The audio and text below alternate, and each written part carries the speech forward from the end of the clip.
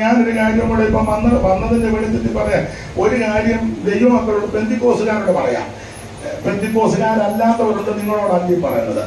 മറ്റു സഭകളിൽ പോകുന്നവരും അക്രൈസ്തവരും ചിലപ്പോൾ നിരീശ്വരവാദികളോ ഹൈന്ദവ സഹോദരങ്ങളെ നിങ്ങളോടല്ല, ഞാൻ പെന്തിക്കോസുകാരോടാ ഇനി പറയുന്ന ഡയലോഗ്. രക്ഷിക്കപ്പെട്ട് സ്നാനപ്പെട്ട് കൃപയിൽ വന്ന് തിരുമേശി എടുക്കുന്ന നീ ആഭരണം ധരിക്കരുത്. അല്ല, രണ്ട് കാര്യമാണ് തെളിയിച്ചേക്കാം. ഇടാനൊക്കത്തില്ലെന്നുള്ളത് രണ്ട് കാര്യം. ഗുണമാകാനാണ് രണ്ടെണ്ണം മതിയല്ലോ, ഇല്ലേ? പിന്നെ വേണമെന്ന് പറഞ്ഞാൽ നീ ഗുണം പിടിക്കാനല്ല. 27 പുസ്തകം നമുക്കറിയാം. 8 പേര് ചേർന്നാ എഴുതിയത്. 8 പേര്. അതിൽ 4 പേര് അപ്പോസ്തലന്മാരാ. 4 പേര് അപ്പോസ്തലന്മാര്. 4 പേര് അപ്പോസ്തലന്മാരല്ല. 4 പേര് അപ്പോസ്തലന്മാര്. ഒന്ന് പെട്ടെന്ന് പറ.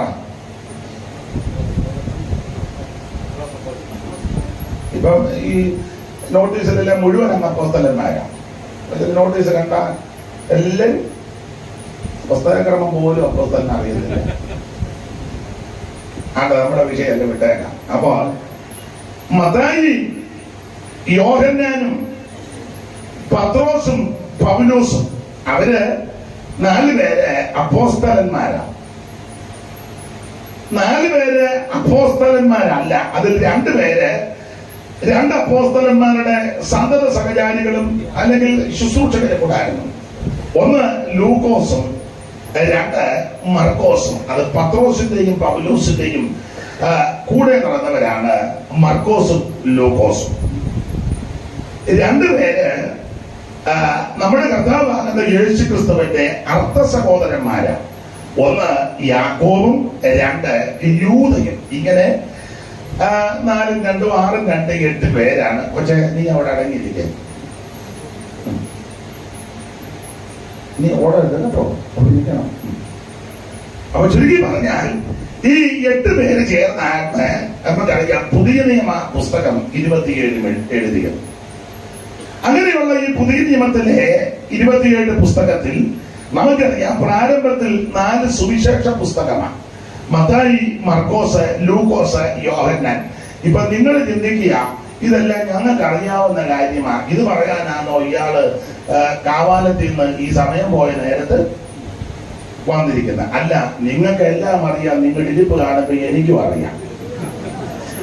അറിയാത്ത ആരെങ്കിലും ഇതിനകത്തോ ദൂരത്തിരുന്നോ വന്നിട്ടുണ്ടെങ്കിൽ നിങ്ങൾ ഈ 3-4 ദിവസമായിട്ട് ഇവിടെ കിടന്ന് എന്തുവായി കിടന്ന് അലറുക പോവുകയും ചെയ്യുന്നത് എന്ന് ചിന്ത ഉണ്ടാകരുത്. അതിനാണ് ഇത് പറയുന്നത്. തന്നെയല്ല, നമ്മളിൽ ചിലർക്ക് വലിയ തിട്ടോ ഇല്ല. അപ്പൊ അതുകൊണ്ട് പ്രാരംഭത്തിൽ 4 സുവിശേഷ പുസ്തകം: മത്തായി, മർക്കോസ്, ലൂക്കോസ്, യോഹന്നാൻ. എന്തുവാ സുവിശേഷം? അത് ഞാൻ നിങ്ങളോട് പറയണ്ട. ആ സുവിശേഷം ഒരു വ്യക്തി, അത് മറ്റാരുമല്ല, കർത്താവാകുന്ന യേശു ക്രിസ്തു. മനുഷ്യവർഗത്തിന്റെ പാപത്തിന്റെ പരിഹാരം വരുത്തുവാൻ സ്വർഗ മഹിമകൾ വെടിഞ്ഞ് ഈ താഴലോകത്തിൽ ഇറങ്ങി വന്ന നസറായനാകുന്ന യേശു ക്രിസ്തു.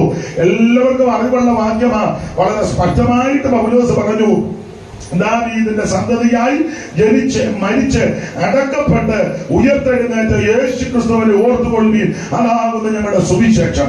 സുവിശേഷത്തെ നശിപ്പിക്കുവാനും തകർക്കുവാനും ഒക്കെ പലരും പരിശ്രമിച്ചെങ്കിലും സുവിശേഷത്തിന് ഒരു കോട്ടവും വന്നിട്ടില്ല, വരത്തുമില്ല. അതിന്റെ കാരണമെന്ന് ചോദിച്ചാൽ ഇത് ഉയർത്ത മാർഗമാണ്, ഇന്നും ജീവിക്കുന്ന മാർഗമാണ്. അതുകൊണ്ട് തൊടുകൈക്ക് ഒരു കാര്യം പറയാ, ആര് ഭരിച്ചാലും ആര് ഭരിച്ചില്ലേലും കൊള്ള സുവിശേഷത്തിന് കുഴപ്പവും വരികയില്ല, വരത്തില്ല. ഇന്നയാള് ഭരിക്കുന്നത് കൊണ്ടാണ് ഇത് കുഴപ്പം. ഇവിടെ മുഖ്യമന്ത്രി ബഹുമാനപ്പെട്ട പിണറായി വിജയൻ ഇപ്പോൾ ഭരിക്കുന്നു. കേന്ദ്രത്തില് ഡൽഹിയില് നരേന്ദ്രമോദിയുടെ ഭരണം ഇന്ത്യ മൊത്തം നടക്കുന്നു. അത് ഭരിക്കട്ടെ, ഭരിക്കുന്നവർക്ക് വേണ്ടി നമുക്ക് പ്രാർത്ഥിക്കാം. നമ്മളെ ഏൽപ്പിച്ചത് അല്ലാതെ വേറെ ഒന്നും ഏൽപ്പിച്ചിട്ടില്ല. ആര് ഭരിച്ചാലും കൊള്ളാം, ദൈവം തമ്പുരാൻ ഇതെല്ലാം ക്രമീകരിച്ച് വച്ചിരിക്കുക. ഇന്ത്യ ആര് ഭരിക്കണമെന്നും കേരളത്തിൽ ആര് മുഖ്യമന്ത്രി ആകണമെന്നും ഓരോ വാർഡിൽ മെമ്പർ ആരാകണമെന്നൊക്കെ ദൈവം തമ്പുരാൻ നേരിട്ട് കുറിച്ചു വെച്ചിരിക്കുക. അതിന് വിരുദ്ധമായിട്ട് ഒന്നും നടക്കത്തില്ല. പിന്നെ നമ്മളെ ഏൽപ്പിച്ച കാര്യം ഇവർക്ക് വേണ്ടി എല്ലാം പ്രാർത്ഥിക്കണം. സ്തോത്രം. സ്തോത്രം. അതാണ് നമ്മെ ഏൽപ്പിച്ചിരിക്കുന്നത്. അല്ലാതെ നീ ഇലക്ഷന് നിൽക്കാനും വോട്ട് പിടിക്കാനും ബൂത്തിൽ പോയിരിക്കാനും അവരെ നിർബന്ധിക്കാനും, മനസ്സിലായല്ലോ, കൊടി പിടിക്കാനുമല്ല നിന്നെ ദൈവം വിളിച്ചത്. നിന്നെ ദൈവം വിളിച്ചത് അവർക്ക് വേണ്ടി പ്രാർത്ഥിക്കാനാണ്. അല്ല നീ വാർഡ് മെമ്പറായിട്ട് നിന്ന് 2 കോടിയും കൊടുത്ത് അതിന്റെ പുറകെ നടന്ന് ആയുധം സമയം കളയാതെ കുഞ്ഞമ്മ നീ പ്രാർത്ഥിച്ച് അവരെ വന്ന് യോഗം നടത്തണം. മനസ്സിലായോ? ആരോട് പറയാം? നമ്മളെ ഏൽപ്പിച്ചിരിക്കുന്ന ഈ കാര്യമാണ്. രാജാക്കന്മാർക്കും അധികാരസ്ഥന്മാർക്കും സ്വതന്ത്ര പ്രമുഖന്മാർക്കും ഭരണാധികാരികൾക്കും വേണ്ടി പ്രാർത്ഥിക്കണം. അല്ലാതെ ഇലക്ഷന് പോയി നിൽക്കാനും വോട്ട് പിടിക്കാനും അതിന്റെ പുറകെ പെന്തിക്കോസുകാർ പോകരുത്. അത് നമ്മുടെ വിഷയമല്ല, വിഷയം വിട്ടേക്കാം. അതുകൊണ്ട് ദൈവത്തമ്പുരാൻ ക്രമീകരിച്ചു വെച്ചിരിക്കുക. രാജാക്കന്മാരുടെ ഹൃദയം യഹോവയുടെ കയ്യിൽ നീർത്തോട് പോലെ ഇഷ്ടമുള്ള ദിക്കിലേക്ക് ദൈവമാണ് തിരിക്കുന്നത്. നാം പ്രാർത്ഥിച്ചു കഴിയുമ്പോൾ ദൈവം ആ കാര്യങ്ങൾ ക്രമീകരിച്ചോളും. അത് അപ്പോൾ ഈ 4 സുവിശേഷം, ആ സുവിശേഷം എന്ന് പറയുന്നത് കർത്താവാകുന്ന യേശുക്രിസ്തു. യേശുക്രിസ്തുവിന്റെ വിശേഷതകളാണ് ഈ 4 സുവിശേഷത്തിലും രേഖപ്പെടുത്തിയിരിക്കുന്നത്. അവിടുന്ന് രാജാവാണ്, അവിടുന്ന് സമ്പൂർണ്ണ മനുഷ്യനായിരുന്നു, അവിടുന്ന് സമ്പൂർണ്ണ ദൈവമായിരുന്നു, അവിടുന്ന് ദാസരൂപമെടുത്ത മകൻ വ്യക്തിയ. ഫിലിപ്പിയർലേഖനത്തിലെ വാക്യം നമുക്കെല്ലാം മനഃപാഠമാണ്. ദൈവരൂപത്തിലേക്ക് ദൈവത്തോടുള്ള സമത്വം മുറുകെ പിടിച്ചുകൊള്ളണമെന്ന് വിചാരിക്കാതെ ദാസരൂപമെടുത്ത വേഷത്തിൽ മനുഷ്യനായി തന്നെത്താൻ താഴ്ത്തി മരണത്തോളം, ക്രൂശിന്റെ മരണത്തോളം അനുസരണമുള്ളവനായിരുന്ന നസറേയനാകുന്ന യേശുക്രിസ്തു. അതാണ് സുവിശേഷം. മനുഷ്യനായി കാണപ്പെട്ടോനെ, വേഷത്തിൽ മനുഷ്യനായി. അറിയാവുന്ന പാട്ട് പാടുമ്പോ പാട്ടുകാരോട് എന്റെ കൂടെ പാടണം. അറിയാവുന്ന പാട്ടല്ലേ? അറിയാൻ പാടില്ലാത്ത പാട്ട് പാടുമ്പോ പാടിയില്ലേ കുഴപ്പമില്ല. അറിയാവുന്ന പാട്ട് പാടുമ്പോ നിങ്ങളുടെ പാടണം. വേഷത്തിൽ മനുഷ്യനായി കാണപ്പെട്ടോനെ, വേഷത്തിൽ മനുഷ്യനായി. അവേ മനുഷ്യന്മാർ എടുത്ത നിന്നെ വാഴ്ത്തിടുമേ. മനുഷ്യന്മാർ എടുത്ത നിന്നെ വാഴ്ത്തിടുന്നു.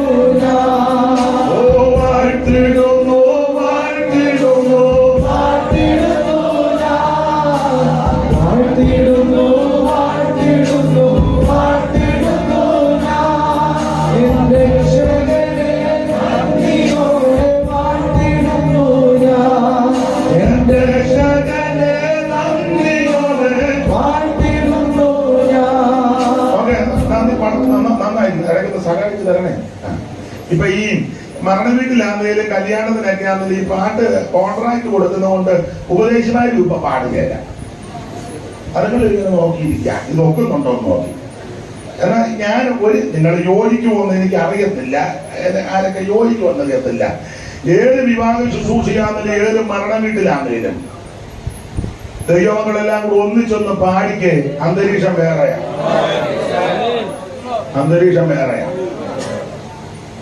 നിങ്ങൾ നേരത്തെ അനുഭവമൊക്കെ ഒന്ന് ഓർത്തേ, അന്തരീക്ഷമാണ്. അതുകൊണ്ട് ഇന്ന് രാത്രിയെങ്കിലും അറിയാവുന്ന പാട്ട് പാടുമ്പം ഒന്നാമതെല്ലാത്തിനും ദീനവും തന്നോവാ. അപ്പൊ അത് മസിൽ പിടിച്ചിരിക്കാതെ അറിയാവുന്ന പാട്ട് ചേർന്ന് പാടി ദൈവത്തെ മഹത്വപ്പെടുന്നത്. അപ്പൊ നിങ്ങൾ ചോദിക്കും, ഇയാളെ പാടാനല്ലല്ലോ വിളിച്ചത്, പ്രസംഗിക്കാനല്ലേ വിളിച്ചത്? പാടാൻ അവരെയല്ലേ വിളിച്ചത്? അതെ, ഇന്നിപ്പോ നമ്മളെല്ലാം കൂടെ പാടുകയും പ്രസംഗിക്കുകയും.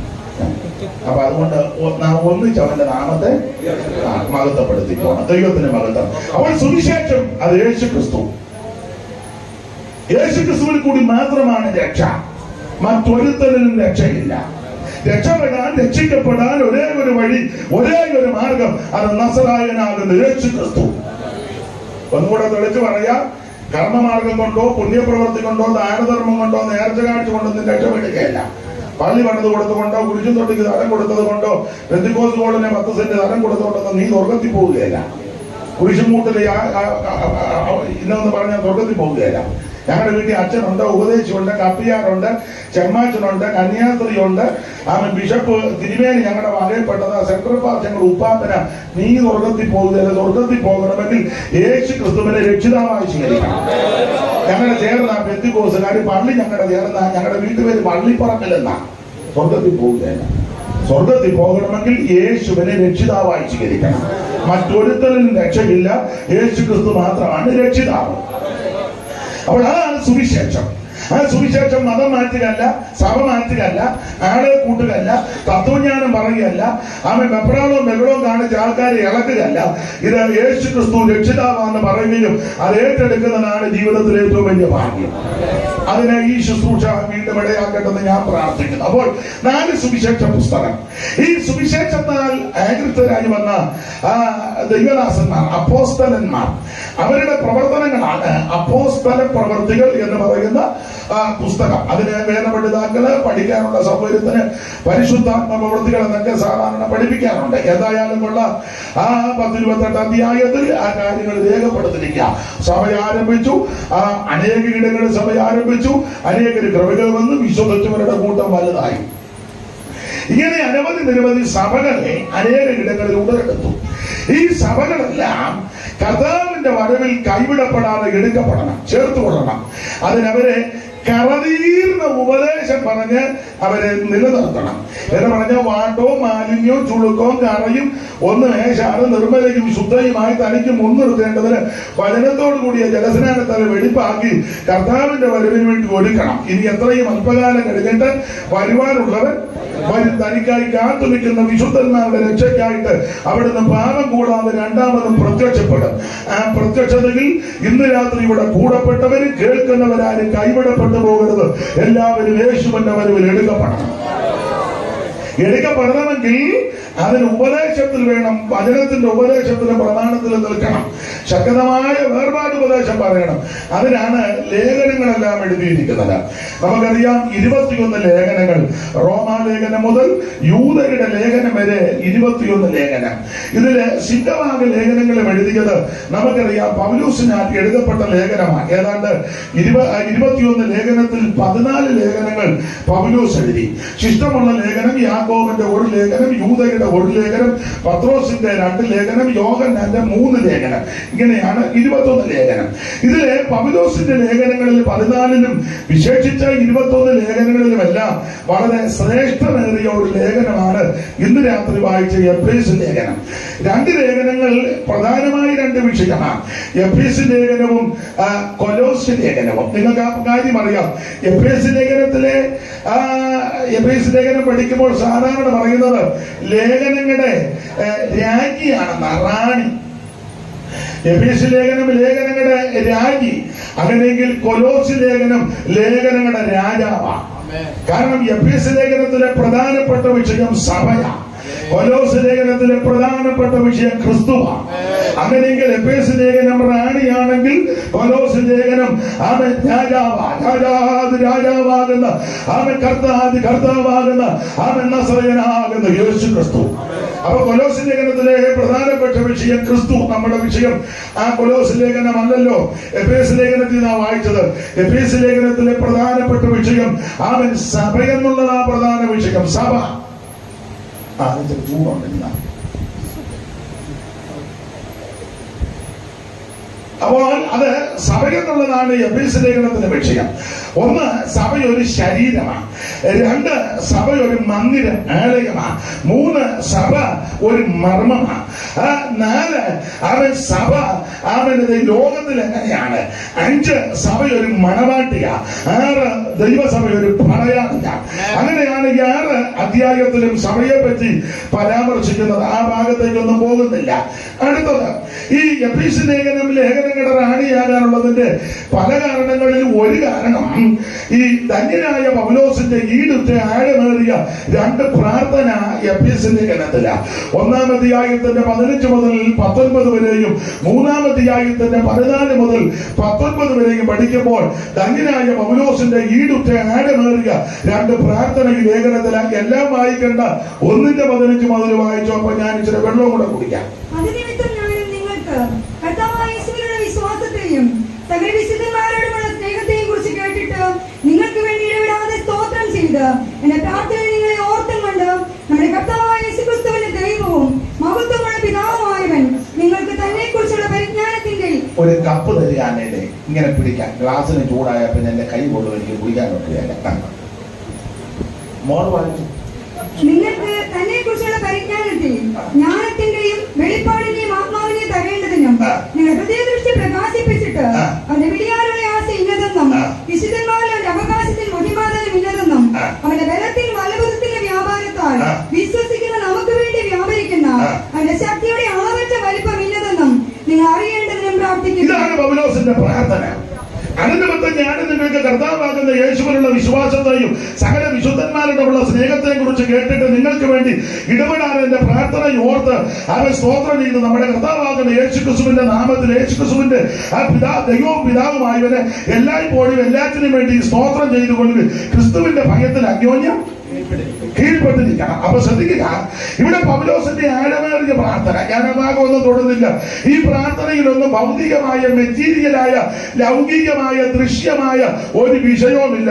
മുഴുവൻ അകത്തെ മനുഷ്യനെ സംബന്ധിച്ച, ആത്മ മനുഷ്യനെ സംബന്ധിച്ച്, ഉള്ളിലെ ആത്മാവ് സംബന്ധിച്ച്, അവൻ അകത്തെ മനുഷ്യനെ സംബന്ധിച്ച എന്നെ കേൾക്കുന്ന ദൈവമക്കൾ പ്രാർത്ഥിക്കുന്നവരാ ഒരു കാര്യം പറയാ, നീ ആത്മിക വിഷയങ്ങൾക്ക് പ്രാധാന്യം കൊടുത്താൽ നിന്റെ ഭൗതിക വിഷയം നടത്തുവാനും ദൈവം വിശ്വസ്തനാണ്.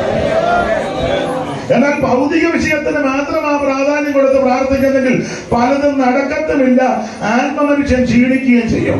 എന്നാൽ ആത്മിക വിഷയങ്ങൾക്ക് പ്രാധാന്യം കൊടുത്ത് പ്രാർത്ഥിച്ച് യത്നിച്ചു പോയാൽ അകത്ത മനുഷ്യൻ ബലപ്പെടുകയും ചെയ്യും. നിന്റെ ഭൗതിക ആവശ്യങ്ങൾ അവൻ നടപ്പിലാക്കി തരാൻ ദൈവം വിശ്വസ്തനാണ്. പിന്നെ ഞാൻ കൂടുതലും ദൈവമക്കളായതുകൊണ്ട് ആ നിലയിൽ വന്നു പോകാം. ഈ ഭൗതിക വിഷയങ്ങളൊക്കെ പ്രാർത്ഥിക്കുമ്പോൾ എല്ലാത്തിനും അങ്ങ് കയറി പ്രാർത്ഥിച്ച് തന്നല്ലാതെ നിന്നെ പിടികയറുന്നൊന്നും കയറി പറയരുത്.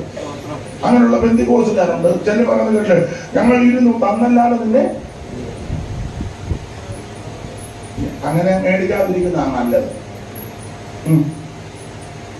ഈ ചില ദൈവമക്കളൊക്കെ സാക്ഷി പറഞ്ഞ് ഞാൻ കേട്ടിട്ടുണ്ട്, നിങ്ങളും കേട്ടിട്ടുണ്ടായിരിക്കും. ചില പറയുന്നുണ്ട്, ഞങ്ങൾ ഇന്ന വിഷയത്തിന് പ്രാർത്ഥിച്ചു, ഇന്ന കാര്യം ചോദിച്ചു, ഞങ്ങൾ ചോദിച്ചതെല്ലാം ദൈവം ഞങ്ങൾക്ക് തന്നു. എനിക്ക് അങ്ങനത്തെ സാക്ഷി കേൾക്കുമ്പോൾ വെപ്രാളമാണ്. ചില ലിസ്റ്റൊക്കെ എഴുതി വെച്ചിട്ടുണ്ട്. കൂടുതൽ സഹോദരിമാരൊക്കെ പ്രാർത്ഥിക്കുന്നവരാ. ചില സാക്ഷി പറഞ്ഞത് ഞാൻ കേട്ടോണ്ട്, ഞങ്ങൾ ഇന്ന വിഷയത്തിൽ പ്രാർത്ഥിച്ചു, ഇന്ന കാര്യം ചോദിച്ചു. അങ്ങനെയൊക്കെ ഇപ്പം വിശ്വാസം പഠിപ്പിക്കുന്ന ആൾക്കാരുണ്ട്. നമുക്കൊരു വണ്ടി വേണമെങ്കിൽ വണ്ടിയുടെ കളർ, ഏത് ഷോറൂം നടക്കുന്നു, എത്ര ലക്ഷം, എത്ര സീറ്റ്, എങ്ങനെ പോകും, അത് ഇന്ന മോഡൽ, അതെല്ലാം നമ്മൾ വിശ്വാസം കണ്ട കാണണം. അങ്ങനെ കണ്ട് പണ്ടൊക്കെ ഒരു ഉപദേശം ഉണ്ടാകുന്നതിനെ ഗർഭം ധരിക്കുകയാണ്. അപ്പൊ അത് വിശ്വാസത്താൽ പ്രാർത്ഥിക്കുമ്പോൾ വണ്ടി 10 മാസം കഴിയുമ്പോൾ മുറ്റത്ത് വണ്ടി വരും. അങ്ങനെ വന്ന കേസുകളും ഉണ്ട്. ഞാനെതിരല്ല. നമുക്കൊരു വീട് വേണമെങ്കിൽ പ്ലാൻ വരച്ച് ഇത്ര മുറി, ഇത്ര ബെഡ്റൂം, ഇത്ര ബാത്റൂം, അത് വിശ്വാസം കണ്ട് ഇന്ന കളറ്, പെയിന്റ് വരെ ഇന്നതാണ്. ഞാനെതിരല്ല. അല്ല അങ്ങനെ കൈവച്ച് പ്രാർത്ഥിച്ച് അങ്ങനെ കിട്ടിയിട്ടുമുണ്ട്, അതിനകത്ത് താമസിക്കുന്നുണ്ട് ആൾക്കാർ. ഞാനെതിരല്ല. മോനോ മോക്കോ കല്യാണം നടക്കണം, 5 അടി 2 ഇഞ്ച്, അല്ലെ ചെറുക്കൻ്റെ ഉയരം, അല്ലെ പെണ്ണിന്റെ ഉയരം, ഇരുനിറം, അല്ലെ വെളുത്തത്, മുടി, വിദ്യാഭ്യാസം, കുടുംബശ്രേഷ്ഠത, മഹിമ, ഒത്തിരി ഉണ്ടല്ലോ. സാലറി, ഇന്ന രാജ്യം, മഞ്ഞ് വീഴുന്ന രാജ്യത്ത് വിടുവന്ന ദൂത് ആയിക്കോട്ടെ, ഞാൻ എതിർക്കുന്നില്ല. അങ്ങനെയൊക്കെ പ്രാർത്ഥിച്ച് കറക്റ്റ് അത് നേടിയെടുത്തവർ ഇതിനകത്ത് ഇരിപ്പുണ്ട്. ഇപ്പൊ അമേരിക്ക ഉണ്ട്, ഞാൻ എതിർക്കുകയല്ല, ഉണ്ട്. അങ്ങനെയുള്ളവരാ എഴുന്നേറ്റ് പറഞ്ഞത്, ഞങ്ങൾ ഇന്ന വിഷയത്തിൽ ചോദിച്ചു, ഞങ്ങൾ ചോദിച്ചതെല്ലാം ദൈവം ഞങ്ങൾക്ക് തന്നു. എനിക്ക് അങ്ങനത്തെ സാക്ഷ്യം കേൾക്കുമ്പോൾ വെപ്രാളമാണ്. ഇപ്പൊ നിങ്ങൾ എന്നോട് ചോദിക്കുന്നില്ലെങ്കിൽ നിങ്ങളുടെ അകത്തൊരു ചോദ്യം ഉന്നയിച്ചിട്ടുണ്ട്, ഞങ്ങൾ പ്രാർത്ഥിച്ച വിഷയത്തിനെല്ലാം ദൈവം ഞങ്ങൾക്ക് മറുപടി തരുമ്പോൾ തനിക്കല്ല ഇത്ര വെപ്രാളമുണ്ട്. നിങ്ങൾ അങ്ങനെ ചോദിക്കുന്നില്ലെന്നേ ഉണ്ടെങ്കിലും അങ്ങനത്തെ ആശയം നിങ്ങളുടെ അകത്ത് വന്നിട്ടുണ്ട്. ഇരിപ്പ് കാണുമ്പോൾ എനിക്കറിയാം.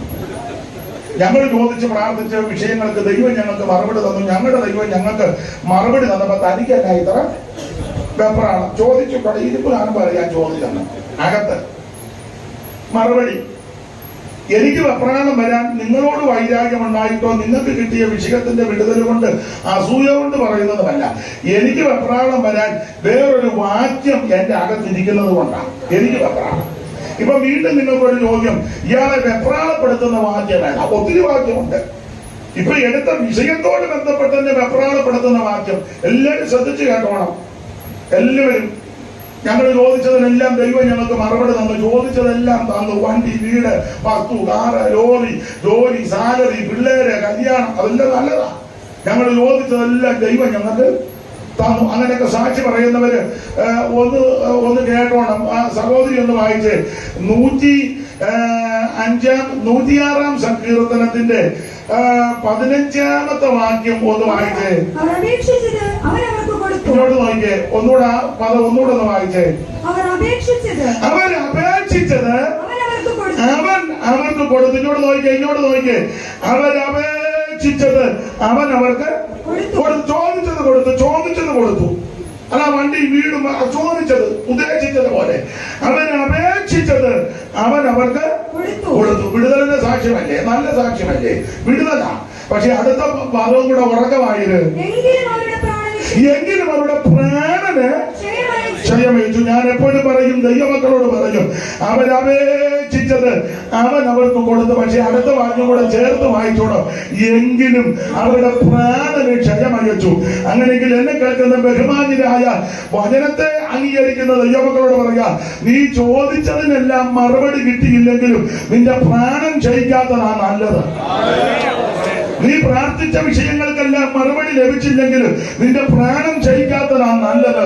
അതുകൊണ്ട് വേണമെങ്കിൽ ഇനി പ്രാർത്ഥിക്കുമ്പോൾ ഒക്കുന്നെങ്കിൽ ഇങ്ങനെ ഒന്ന് പ്രാർത്ഥിച്ചോ, കർത്താവേ, എന്റെ പ്രാണന് ക്ഷയം ഉണ്ടാക്കുന്നതൊന്നും എനിക്ക് വേണ്ട. എന്റെ പ്രാണന് ഹാനി വരുത്തുന്നതൊന്നും എനിക്ക് വേണ്ട. എന്റെ എളിയ ചിന്തയ്ക്കനുസരിച്ച് ഞാൻ പറയാം, ഇഷ്ടമുണ്ട് അംഗീകരിച്ചാൽ മതി, വേണ്ട ഇങ്ങനെ അങ്ങ് തീരുമാനമെടുക്ക്. എന്റെ ആത്മീയത്തിന് ഭംഗം ഉണ്ടാക്കുന്ന ഒന്നും എനിക്ക് വേണ്ട. എന്റെ തലമുറയ്ക്കും എനിക്കും ദോഷം വരുത്തുന്ന ഒന്നും എനിക്ക് വേണ്ട.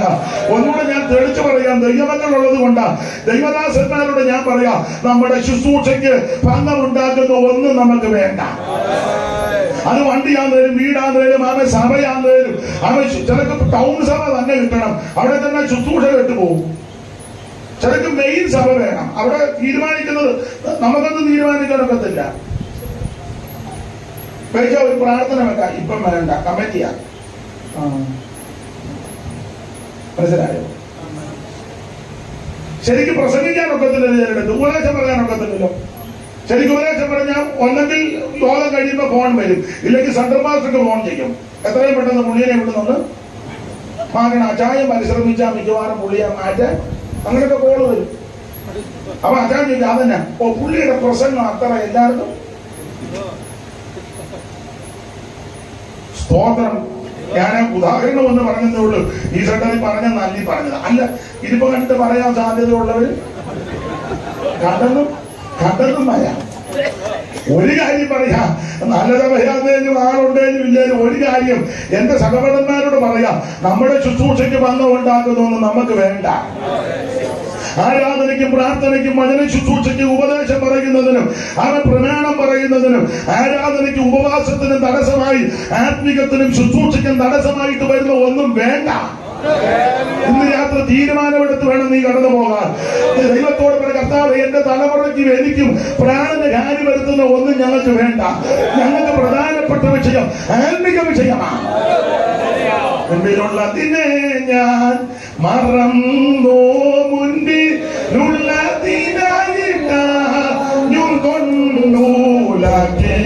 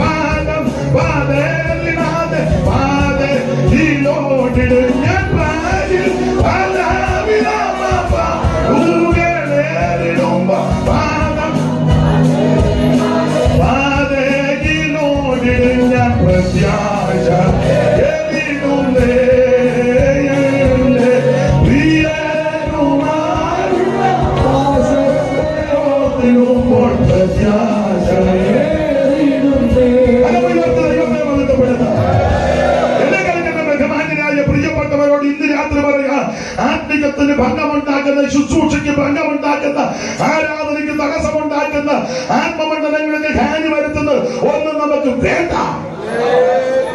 Praise the Lord. അവിടെ ആ ഭാഗം എന്ന് വിടുക. പൗലോസിന്റെ പ്രാർത്ഥന ഈടുറ്റ പ്രാർത്ഥനയാ. ഭൗതികമായ, ലൗകികമായ, ദൃശ്യമായ, മെറ്റീരിയലായ ഒരു വിഷയത്തിന് ഊന്നൽ കൊടുക്കുന്നില്ല. മുഴുവൻ ആത്മീക വിഷയങ്ങൾക്കാ. ഒന്നുകൂടെ അങ്ങ് തെളിച്ച് പറയാം, ആത്മീക വിഷയങ്ങൾക്ക് ഞാൻ നിങ്ങളും പ്രാധാന്യം കൊടുത്തു പോയി നിന്റെ ഭൗതിക ആവശ്യങ്ങളൊക്കെ ദൈവം നടത്തും. പുസ്തകത്തിലെ വാക്യം അങ്ങനെ നന്മയും കരുണയും ഒക്കെ നിന്നെ പിന്തുടരുമെന്ന നീ ഇരിക്കുന്നിടത്ത് വരും. ചില പൊട്ടന്മാര് ചോദിക്കാറുണ്ട്, ദൈവം നൂലെ കെട്ടിത്തരുമോ? നൂലില്ലേലും കെട്ടിയാറുണ്ട്. ദൈവം വിശ്വസ്തന. എനിക്ക് ചില കൺവെൻഷനൊക്കെ ചെല്ലുമ്പോൾ കിടന്ന് അലയ്ക്കുന്ന കാണുമ്പോൾ അങ്ങ് സങ്കടമാണ്. നിങ്ങൾ തരാതെ പോകരുത്, ഇല്ലെങ്കിൽ നടത്തിപ്പുകാരൻ ഇവരോട് ആര് പറഞ്ഞത് നടത്താൻ? എടാ, കുത്തിയിരുന്ന് പ്രാർത്ഥിക്കും, നീ ഇരിക്കുന്നിടത്ത് ദൈവം കൊണ്ടുതരും. എന്റെ ഭാഷ പറഞ്ഞാൽ തെളിച്ചങ്ങ് പറയാം, ബാക്കിയും വരും. അത് ചുമ്മാ നിങ്ങളെ കണ്ടപ്പോ ഇളകിയതല്ല, അനുഭവത്തിൽ നിന്നായി പറയുന്നത്. സ്തോത്രം. ദൈവം ചെയ്യും. ഞാൻ നിങ്ങളെ സേവിക്കുന്ന ദൈവം വിശ്വസ്തനാണ്. ദൈവം ചെയ്യുമെന്ന് ഞാൻ ദൈവകൃപയിൽ ശരണപ്പെട്ട് പറയാം.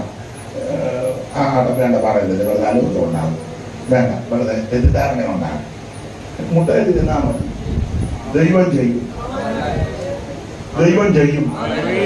ദൈവത്തിന് മകത്ത ഭാഗം വന്നു വിടുക. അപ്പോൾ ആവശ്യങ്ങളൊക്കെ നിറവേറ്റി തരാൻ ദൈവം വിശ്വസ്തനാണ്. കർത്താവിന് മഹത്വം ഉണ്ടാകട്ടെ.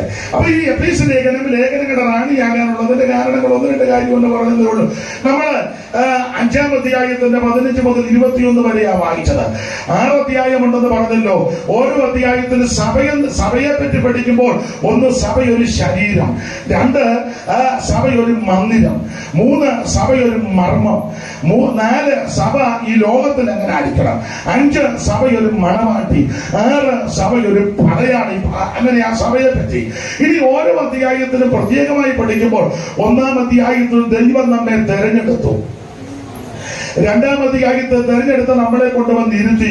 3-ാം അധ്യായം അപ്രമേയ മർമ്മത്തെ പറ്റി പറയുക. 4-ാം അധ്യായത്തിൽ ദൈവസഭയുടെ 5 തരത്തിലെ ശുശ്രൂഷക വൃന്ദങ്ങൾ. 5-ാം അധ്യായത്തിൽ ആത്മനിറവെന്നുള്ള വിഷയമാണ്. 6-ാം അധ്യായത്തിൽ ആത്മീക പോരാട്ടം. 1-ാം അധ്യായത്തിൽ ദൈവം എന്നെയും നിങ്ങളെ തെരഞ്ഞെടുത്തു. 1-4 പെട്ടെന്ന് വായിച്ചു.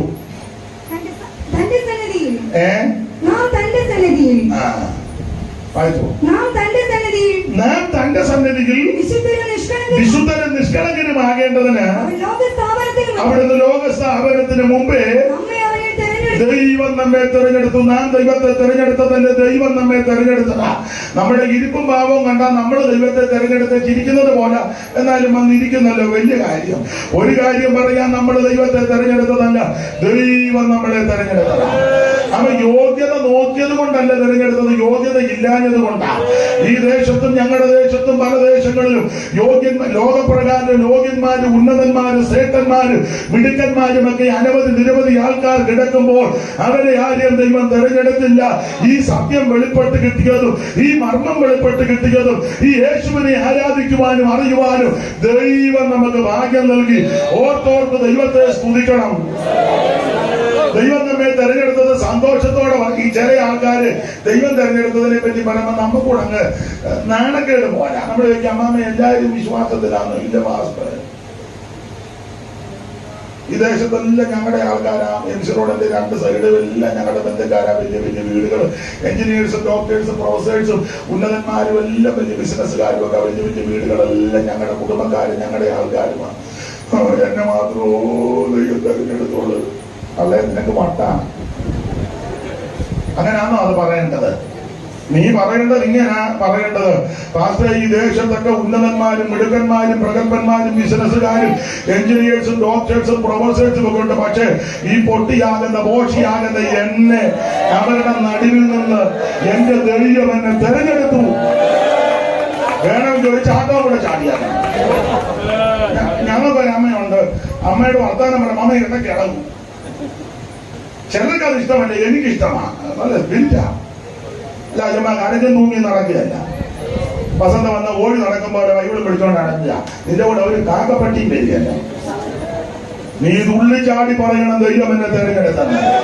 ഒരു കണ്ണിന് പോലും ദയവാതായിരുന്നപ്പോൾ, എല്ലാവരും നിന്നെ തള്ളിക്കളഞ്ഞപ്പോൾ, ഒറ്റപ്പെടുത്തിയപ്പോൾ, ലോകം നിന്നെ വെറുത്തപ്പോൾ, ആ ലോകത്തിൽ നിന്ന് ദൈവം നിന്നെ തെരഞ്ഞെടുത്തു. യോഗ്യത ഉള്ളത് കൊണ്ടല്ല, യോഗ്യത ഇല്ലാത്തത് കൊണ്ടാണ്. എന്നാൽ ഒരാൾ പറഞ്ഞു, എന്നെ പറ്റി പറഞ്ഞു അയാൾക്ക് വിവരമൊന്നുമില്ലെന്ന്. ഞാൻ പറഞ്ഞു അതുകൊണ്ടാണ് എന്നെ തെരഞ്ഞെടുത്തത്. വിവരമുള്ള നിന്നെ തെരഞ്ഞെടുത്തില്ലല്ലോ, വിവരമില്ലാത്ത എന്നെ ദൈവം. അതുകൊണ്ട് എനിക്ക് ഇച്ചിരിയെങ്കിലും വിവരമുണ്ടായി. നന്നായിട്ടില്ലേ? സ്തോത്രം. നല്ല വിവരമൊന്നുമില്ല, വന്നത് കൊണ്ട് ഇച്ചിരിയെങ്കിലും. അത് വിവരമില്ലാത്തത് കൊണ്ടാണ് തെരഞ്ഞെടുത്തത്. എടുത്തോ നീ എന്നെ നിനക്കായി, എടുത്തോ നീ എന്നെ നിനക്കായി, കൊടുത്തോ നീ നിന്നെ എനിക്കായി. വാഴ്ത്തിടൂ സദനം പ്രിയാതവ നിത്യം പാടും കീർത്തനം ഞാൻ. വാഴ്ത്തിടൂ സദനം.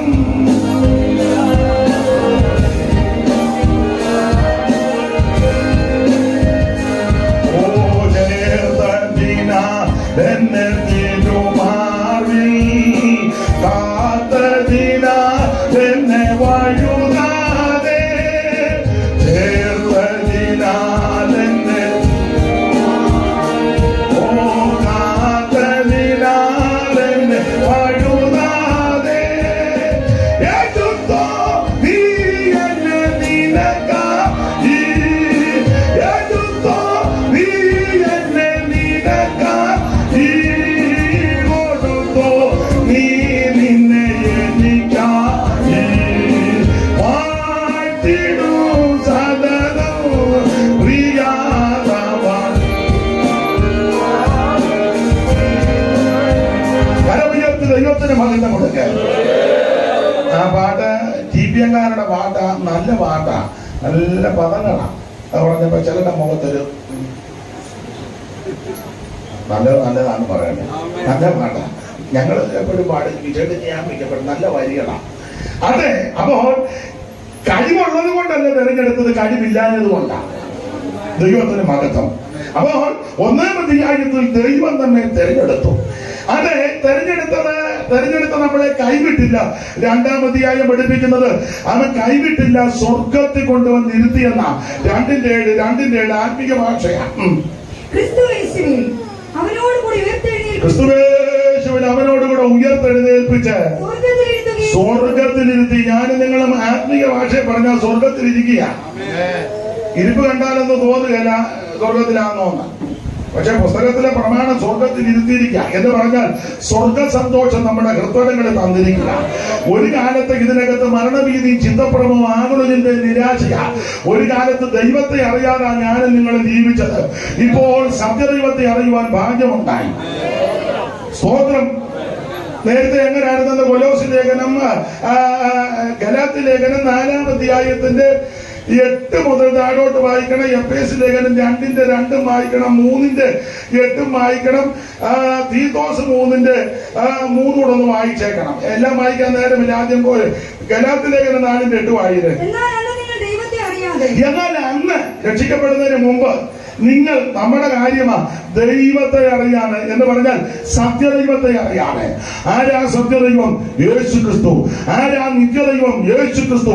ആരാ ഏകദൈവം? യേശു ക്രിസ്തു. ആരാ ജീവനുള്ള ദൈവം? യേശു ക്രിസ്തു. ഇന്നും ജീവിക്കുന്ന ദൈവം ആരാ? യേശു ക്രിസ്തു. ഇത് നമുക്ക് ഒരു കാലത്ത് അറിയത്തില്ലായിരുന്നു.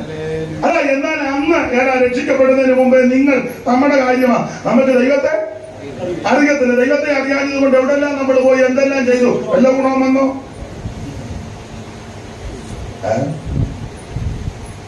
നിങ്ങൾ എന്നെ ഇങ്ങനെ നോക്കിയിരിക്കാതെ പുസ്തകത്തിൽ വായിക്കുന്നത് യെരമ്യാ പറഞ്ഞിരിക്കുന്ന ഒരു ഗുണവും വന്നില്ലെന്ന.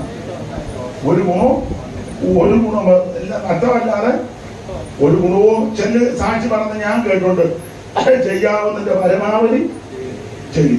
ഒരു ഗുണവും വന്നില്ല. നിഗാപ്രവാചകനൊക്കെ പറഞ്ഞിരിക്കുന്നത് സകല മുഖവും വിളറിയിരിക്കുന്നതാണ്. ഇതെല്ലാം ചെയ്തിട്ട് ഗുണവും വന്നില്ല, മുഖത്തൊരു തെളിച്ചവും ഇല്ല. സകലതും നഷ്ടപ്പെട്ട് കഴിഞ്ഞപ്പോഴാ യേശുവിനെ അറിഞ്ഞ്. ദൈവത്തിന്റെ മഹത്വം. എല്ലാം തകർന്നു പോയപ്പോഴാ യേശുവിനെ അറിഞ്ഞത്. യേശു തന്നെ രക്ഷിച്ചു. അപ്പൊ ഒരു കാലത്ത് ദൈവത്തെ അറിയാതെ ജീവിച്ചത്. എന്നാൽ അന്ന് നിങ്ങൾ ദൈവത്തെ അറിയാതെ സ്വഭാവത്താൽ ദൈവങ്ങളല്ലാത്തവർക്ക് അടിമപ്പെട്ടു. സ്വഭാവത്താൽ ദൈവങ്ങളല്ലാത്ത പല ആൾക്കാരുടെ അടുക്ക നമ്മൾ പോയി. അവിടെ ചെന്നാൽ വിടുതലുണ്ടെന്ന്. അവിടെ ചെന്നപ്പം ഒരു വിടുതലുമില്ല. അവർക്ക് വിടുതലുണ്ടായി. എങ്ങനെയാന്ന് ഞാനിപ്പോ പറയുന്നില്ല. അവര് വലിയ വീടുമൊക്കെ വെച്ച് വണ്ടിയൊക്കെ മേടിച്ച് വസ്തുവൊക്കെ എഴുതി കുറച്ചുകൂടെ വസ്തുവെല്ലാം എഴുതിച്ചു. നമ്മൾ പറയില്ല അവർക്ക് വിടുതലായിരുന്നു. നിനക്കൊരു വിടുതലും കിട്ടിയൊരു സമാധാനം ഉണ്ടായില്ല. ഒരു പാട്ടിന്റെ വരി ഓർക്കുന്നു. അറിയാവുന്ന പാടിക്കോ. ആരും വെറുതെ ഇരിക്കോ. കല്ലായ എന്നുള്ളം വൻപാരത്താൽ എല്ലാം നശിച്ചു ഞാൻ താളടിയാൻ. കല്ലായ എന്നുള്ളം എല്ലാം നശിച്ചു ഞാൻ താളടിയാൻ. തേടി വന്നേശു ഇന്നെനിക്കായി വീണൊന്നൊരുങ്ങി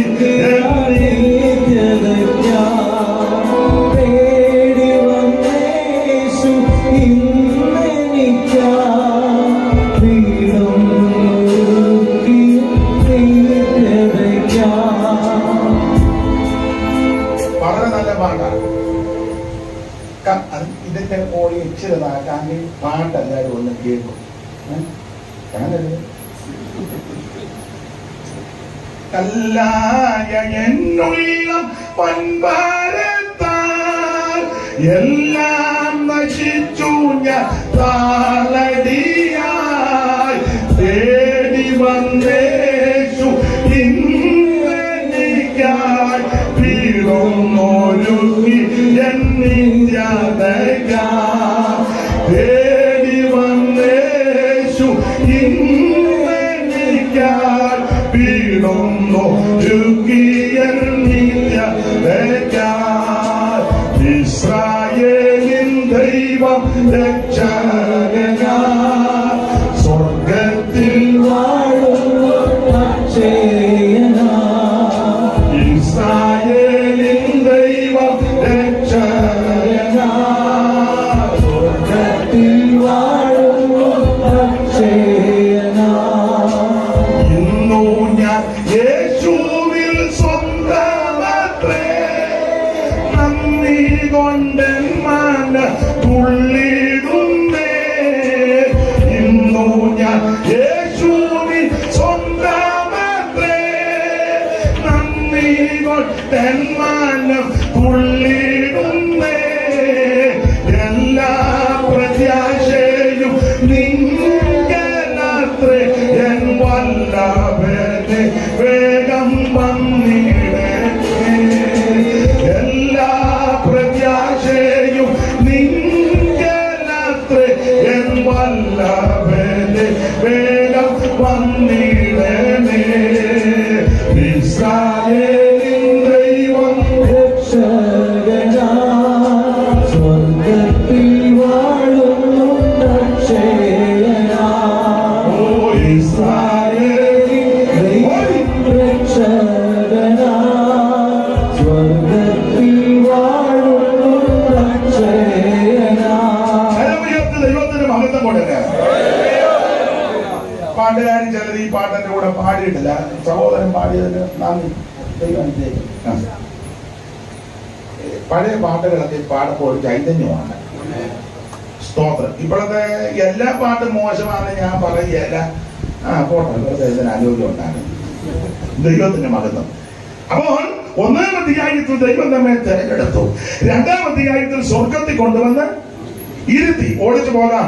മൂന്നാം അധ്യായത്തിൽ ഇരുത്തിയ നമുക്ക് അപ്രമേയ ധനമെല്ലാം വെളിപ്പെടുത്തി തന്നിരിക്കുക. നമുക്കറിയാത്ത മാർമിക വിഷയങ്ങളെല്ലാം ദൈവം വെളിപ്പെടുത്തി. നാലാം അധ്യായത്തിൽ ദൈവസഭയുടെ 5 തരത്തിലെ ശുശ്രൂഷക വൃന്ദങ്ങൾ. അതാണ് 4:11 മുതൽ. അവൻ ചിലരെ അപ്പോസ്തലന്മാരായി, ചിലരെ പ്രവാചകന്മാരായി, ചിലരെ സുവിശേഷകന്മാരായി, ചിലരെ ഇടയന്മാരായി, ഉപദേശകന്മാരുമായിട്ട് നിയമിച്ചു. എന്തിനെന്ന് ചോദിച്ചാൽ താഴോട്ട് വായിക്കുക. അത് നാം എല്ലാവരും ദൈവപുത്രനെ കുറിച്ചുള്ള പരിജ്ഞാനത്തിലുള്ള ഐക്യതയിൽ തികഞ്ഞ പുരുഷത്വം ക്രിസ്തുവിന്റെ പ്രായത്തിന്റെ സമ്പൂർണ്ണതയെ ആവൊക്കെ ഒറ്റവാക്കി പറഞ്ഞാൽ യേശു ക്രിസ്തുവിന്റെ തലയോളം സകലത്തിലും വളരാൻ. ലേഖനത്തിൽ പഠിപ്പിക്കുന്നത് പോലെ ഏത് മനുഷ്യനെയും ക്രിസ്തുവിൽ തികഞ്ഞവനാക്കി നിർത്തണം. അതിനായി ഈ ലേഖനങ്ങളൊക്കെ തന്നിരിക്കുന്നത്. ആ 3-ാം അധ്യായം 4-ാം അധ്യായം ആ വിധത്തിൽ, 5-ാം അധ്യായം ഉപദേശപരമായ വിഷയമാ, ആത്മനിറവ് എന്നുള്ള വിഷയമാ. അതാണ് നമ്മൾ വായിച്ച 15-ാം അധ്യായം 15-ാം വാക്യം മുതൽ 21-ാം വാക്യം വരെ പഠിക്കുമ്പോൾ അവിടെ പ്രത്യേകമായ ഒരു പദമുണ്ട്, ആത്മാവ് നിറഞ്ഞവരായി. എന്റെ വിഷയം അതല്ല, അതുകൊണ്ട് ആ ഭാഗത്തൊടുന്നില്ല. അപ്പോൾ 5-ാം അധ്യായം ആത്മനിറവ്, 6-ാം അധ്യായത്തിൽ ആത്മീക പോരാട്ടം. ആ പോരാട്ടത്തെ പറ്റി 6-ാം അധ്യായം അവിടെ ഒരു പ്രധാന പ്രയോഗമുണ്ട്. നമുക്ക് പോരാട്ടമുള്ളത് എന്ന് പറഞ്ഞാൽ അതിന്റെ അർത്ഥം പോരാട്ടമുണ്ടെന്നാ. ആരാധിക്കുന്ന ജീവിക്കുന്ന വിശുദ്ധന്മാർക്ക് പോരാട്ടമുണ്ട്. ആ പോരാട്ടം ജഡരക്തത്തോടല്ല, കുടുംബക്കാരോടല്ല, മാതാപിതാക്കളോടല്ല, സഹോദരങ്ങളോടല്ല, അയലത്തുകാരോടല്ല, സഭയിൽ വരുന്ന വിശ്വാസികളോടല്ല, ദൈവദാസന്മാരോടല്ല, ദൈവദാസന്മാർക്ക് വിശ്വാസിയോടുമല്ല. നമുക്ക് പോരാട്ടമുള്ളത് ഒരു അദൃശ്യ ശക്തിയാണ്. അത് മറ്റാരുമല്ല, നാശകനും വഞ്ചകനും മുടിക്കാനും അറുക്കാനും ഒരുപെട്ട് നിൽക്കുന്ന പിശാചിനോടാണ് എനിക്ക് നിങ്ങൾക്ക് പോരാട്ടമുള്ളത്. പിശാചിന് നമ്മളോടാ പോരാട്ടം. സ്തോത്രം. അപ്പൊ അത് മനസ്സിലാക്കി അവനോട് ജയിക്കണം. അതുകൊണ്ട് 6-ാം അധ്യായത്തിന്റെ 10-ാമത്തെ വാക്യത്തെ പറഞ്ഞു, ഒടുവിൽ 6-ാം അധ്യായത്തിൽ പറയാ, ഒടുവിൽ കർത്താവിനും അമിതബലത്തിലും ശക്തിപ്പെടണം. അത് ആരോടൊക്കെയാ പറയുന്നത്? 5-ാം അധ്യായത്തിന്റെ 22 മുതൽ താഴോട്ട് പഠിക്കുമ്പോൾ 6 ഗ്രൂപ്പുകാരെ വിളിച്ചു. അവരോടാ പറഞ്ഞ ഒടുവിൽ കർത്താവിനും അമിതബലത്തിലും ശക്തിപ്പെടണം. 6 ഗ്രൂപ്പുകാരെ വിളിച്ചു. 5-ന്റെ 22 ഭാര്യമാരെ വിളിച്ചു.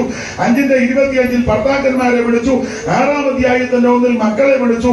6-ന്റെ 4 പിതാക്കന്മാരെ വിളിച്ചു. 6-ന്റെ 5 ദാസന്മാരെ വിളിച്ചു. 6-ന്റെ 9 യജമാനന്മാരെ വിളിച്ചു. സഹോദരി വായിക്കാങ്കി വായിച്ചു, എണ്ണാമെങ്കിൽ എണ്ണിക്കോ എന്ന് പണ്ടൊരാൾ പറഞ്ഞ പോലെ വായിക്കാങ്കി വായിച്ചു. 5-ന്റെ 22 ഭാര്യമാര്. മതി. അവരെ വിളിച്ചാൽ മതിയല്ലോ, എല്ലാം റെഡിയാണ്.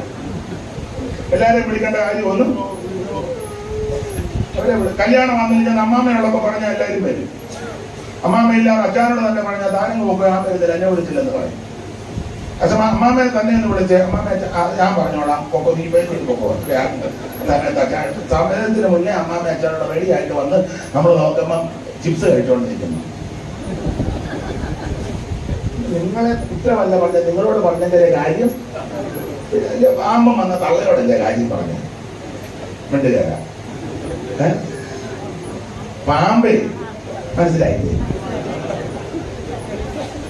പാമ്പം വന്ന് അമ്മാമ്മയുടെ അടുക്കല്ലേ വന്നേ. ആദാമിനോട് എന്നാ പുള്ളി തോട്ടത്തിൽ വേല ചെയ്യുക, എന്നാ പുള്ളിയുടെ ചെന്ന് പറഞ്ഞു. അവന് മനസ്സിലായി, അയാളോട് പറഞ്ഞിട്ട് വലിയ പുള്ളി ഇങ്ങനെ ആരുടെ പൊക്കത്ത് ഇങ്ങനെ നടക്കുന്നതല്ല ഞാൻ നടക്കുന്നത്. പാമ്പിന് തന്നെ അറിയാം. പാമ്പ് അവിടെ ചെന്ന് അമ്മാമ്മനോട് ആ കാര്യം പറഞ്ഞത്, കാര്യം നടക്കുകയും ചെയ്തു. അവൻ ഉദ്ദേശിച്ച കാര്യം നടന്നു. നിങ്ങളെ കുറിച്ച് നോക്കുമെന്ന് വേണ്ട, ഞാൻ പുസ്തകത്തിലെ കാര്യം. സ്ത്രീ അത്രയും വഞ്ചിക്കപ്പെട്ട് ലംഘനത്തിൽ അകപ്പെട്ടത്. അതുകൊണ്ട് നിങ്ങൾ നിരാശപ്പെടണ്ട. അതുകൊണ്ടൊക്കെ ആ സ്ത്രീയെ വീണ്ടെടുക്കാൻ അവിടെ നിന്ന് ഇറങ്ങി വന്നത്. ദൈവസഭ ആത്മീക പ്രയോഗം സ്ത്രീയാ, മണവാട്ടി. ഭാരപ്പെടണ്ട, സന്തോഷിക്കും. നമ്മുടെ വിഷയമല്ലല്ലോ, വിട്ടേക്കാം. അപ്പോൾ 5-ാം അധ്യായത്തിന്റെ 22 ആദ്യം ഭാര്യമാരെ വിളിച്ചു. 22 വായിച്ചു. ഭാര്യമാരെ. ഇനി 25 ഭർത്താക്കന്മാരെ. 6-ന്റെ 1 മക്കളെ. 6-ന്റെ 4 പിതാക്കന്മാരെ. 6-ന്റെ 5 ദാസന്മാരെ. 6-ന്റെ 9 യജമാനന്മാർ. അപ്പൊ 6 ഗ്രൂപ്പുകാരെ വിളിച്ചു. 1 ഭാര്യ, 2 ഭർത്താവ്, 3 മക്കള്, 4 പിതാക്കന്മാർ, 5 ദാസൻ, 6 യജമാനന്മാർ. എന്ന് പറഞ്ഞാൽ ലോകത്തിൽ ഇന്ന് പാർക്കുന്ന മാനവജനതയിൽ ഈ സകല മനുഷ്യരും ഈ 6 ഗ്രൂപ്പിനകത്ത് പെടും. എന്ന് പറഞ്ഞാൽ മുഴു ലോകത്തോടും പറഞ്ഞിരിക്കുന്നത് കർത്താവിനും അമിതബലത്തിന് ശക്തിപ്പെട്ടോണം. അത് എന്റെ വിഷയമല്ലാത്തതുകൊണ്ട് ആ ഭാഗത്തേക്ക് ഒന്നും ഞാൻ പോകുന്നില്ല. നമ്മൾ 5-ാം അധ്യായത്തിന്റെ 15 മുതൽ 21 വരെയല്ലേ വായിച്ചത്. വിശേഷിച്ച് അതിന്റെ 16-ാം വാക്യമാണ് നമ്മൾ കുറുവാക്യമായിട്ട് എടുക്കുന്നത്. സഹോദരി വായിച്ചേ 16-ാം വാക്യം. ഇത് പുഷ്കാരമാകയാൽ സമയം തക്കത്തിൽ ഉപയോഗിക്കണം. ഇന്ന് രാത്രി എന്നെ കേൾക്കുന്ന ബഹുമാന്യരായ പ്രിയപ്പെട്ടവരോട് ഒരു കാര്യം പറയാം, ഇത് ദുഷ്കാലമാ. അതുകൊണ്ട് സമയം തക്കത്തിൽ ഉപയോഗിക്കണം. എന്റെ ഭാഷയ്ക്ക് പറഞ്ഞാൽ ലഭിക്കുന്ന അവസരം നഷ്ടപ്പെടുത്തി കളയരുത്. അവൻ ലഭിക്കുന്ന സമയം അവനെ അലസരായിട്ട് ജീവിക്കരുത്. നിന്റെ ഓരോ മിനിറ്റും വിലയേറിയ മിനിറ്റ്. അതുകൊണ്ട് സമയം തക്കത്തിൽ ഉപയോഗിക്കണം. എന്റെ ഭാഷയ്ക്ക് പറഞ്ഞാൽ രക്ഷിക്കപ്പെടാൻ അവസരം ലഭിച്ചാൽ രക്ഷിക്കപ്പെട്ടോണം. കുടുംബക്കാരെ നോക്കരുത്, ചാർച്ചക്കാരെ നോക്കരുത്, സമുദായം നോക്കരുത്, അച്ഛനെയും കപ്പിയാരെയും മെത്രാനെയും ഉപദേശിയ പാസ്റ്ററെ ഒന്നും നോക്കരുത്, അടുത്തിരിക്കുന്നവരെ നോക്കരുത്, അയലത്തുകാരെ നോക്കരുത്. എന്റെ ഭാഷയിലൊക്കെ പറയാം, ഭാര്യയെ നോക്കണ്ട, ഭർത്താവിനെ നോക്കണ്ട, മക്കളെ നോക്കണ്ട. രക്ഷിക്കപ്പെടാൻ നിനക്ക് സാവകാശം അവസരം കിട്ടുമ്പോൾ നീ യേശുവിനെ രക്ഷിതാവായി സ്വീകരിക്കണം. സ്വതന്ത്രം. ഞാൻ അച്ചായനോട് ചോദിച്ചു വന്ന് രക്ഷിക്കപ്പെടാന്ന്, തങ്കമ്മേ നീ പറഞ്ഞ അച്ചായനും തട്ടിപ്പോവും, നീയും തട്ടിപ്പോവും, ഒടുവിൽ നരകത്തിൽ പോകും. അതുകൊണ്ട് നരകത്തിൽ പോകാതിരിക്കാൻ ഇത് സുപ്രധാന കാലം, ഇത് രക്ഷാദിവസമാ. ഇന്ന് രാത്രി യേശുവിനെ രക്ഷകനായി സ്വീകരിക്കണം. പലവേറെ ചൊല്ലുവാനില്ല, നാളെ ജന്മത് നിനക്കുള്ളതല്ല. കാലമേറെ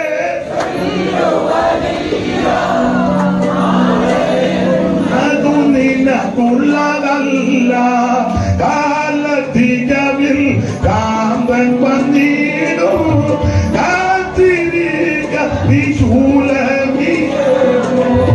കാലത്തികവിൽ കാന്തൻ വന്നിടും, കാത്തിരിക്ക വിശൂലമിയാൽ.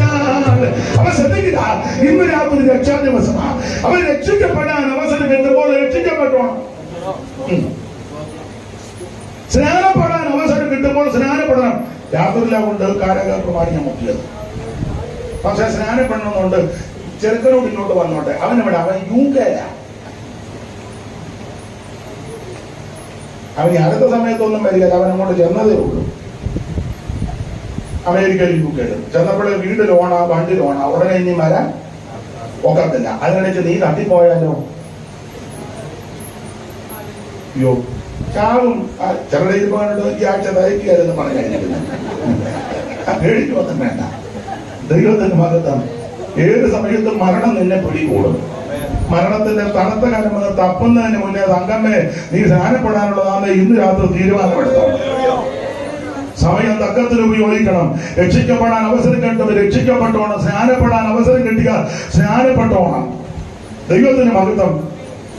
അഭിഷേകം പ്രാപിക്കാനുള്ള അന്തരീക്ഷവും സാഹചര്യവും വരുമ്പോൾ പ്രാർത്ഥിക്ക്. ദൈവം ഈ അഭിഷേകത്തിൽ നിന്നെ നിറയ്ക്കും. ആഗ്രഹിക്കുന്ന ആത്മാക്കളെ ദൈവം തൃപ്തിപ്പെടുത്തും. ആ ഒരു കർത്താവിന്റെ വേദിക്ക് കൊടുക്കുവാനും ചെലവാക്കുവാനും അവസരം കിട്ടും. അത് ചെയ്തോണം. ലൈവാന്നതിലും കുഴപ്പമില്ല. ഈ സെക്രട്ടറാവനോട് വിശേഷിച്ച് കൊട്ടാരക്കരി അത്ര മോശമല്ല.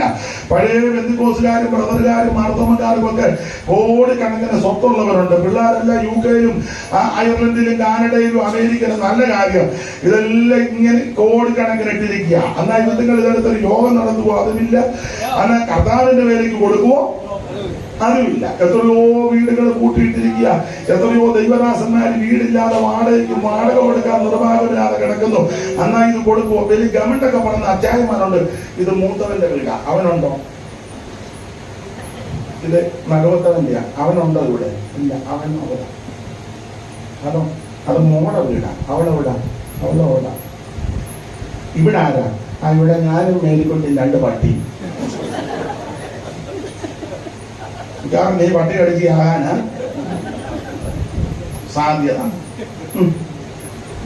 പിന്നെ അഥവാ കടിച്ചാലും പേ ഉണ്ടാകരുതെന്ന എന്റെ പ്രാർത്ഥന.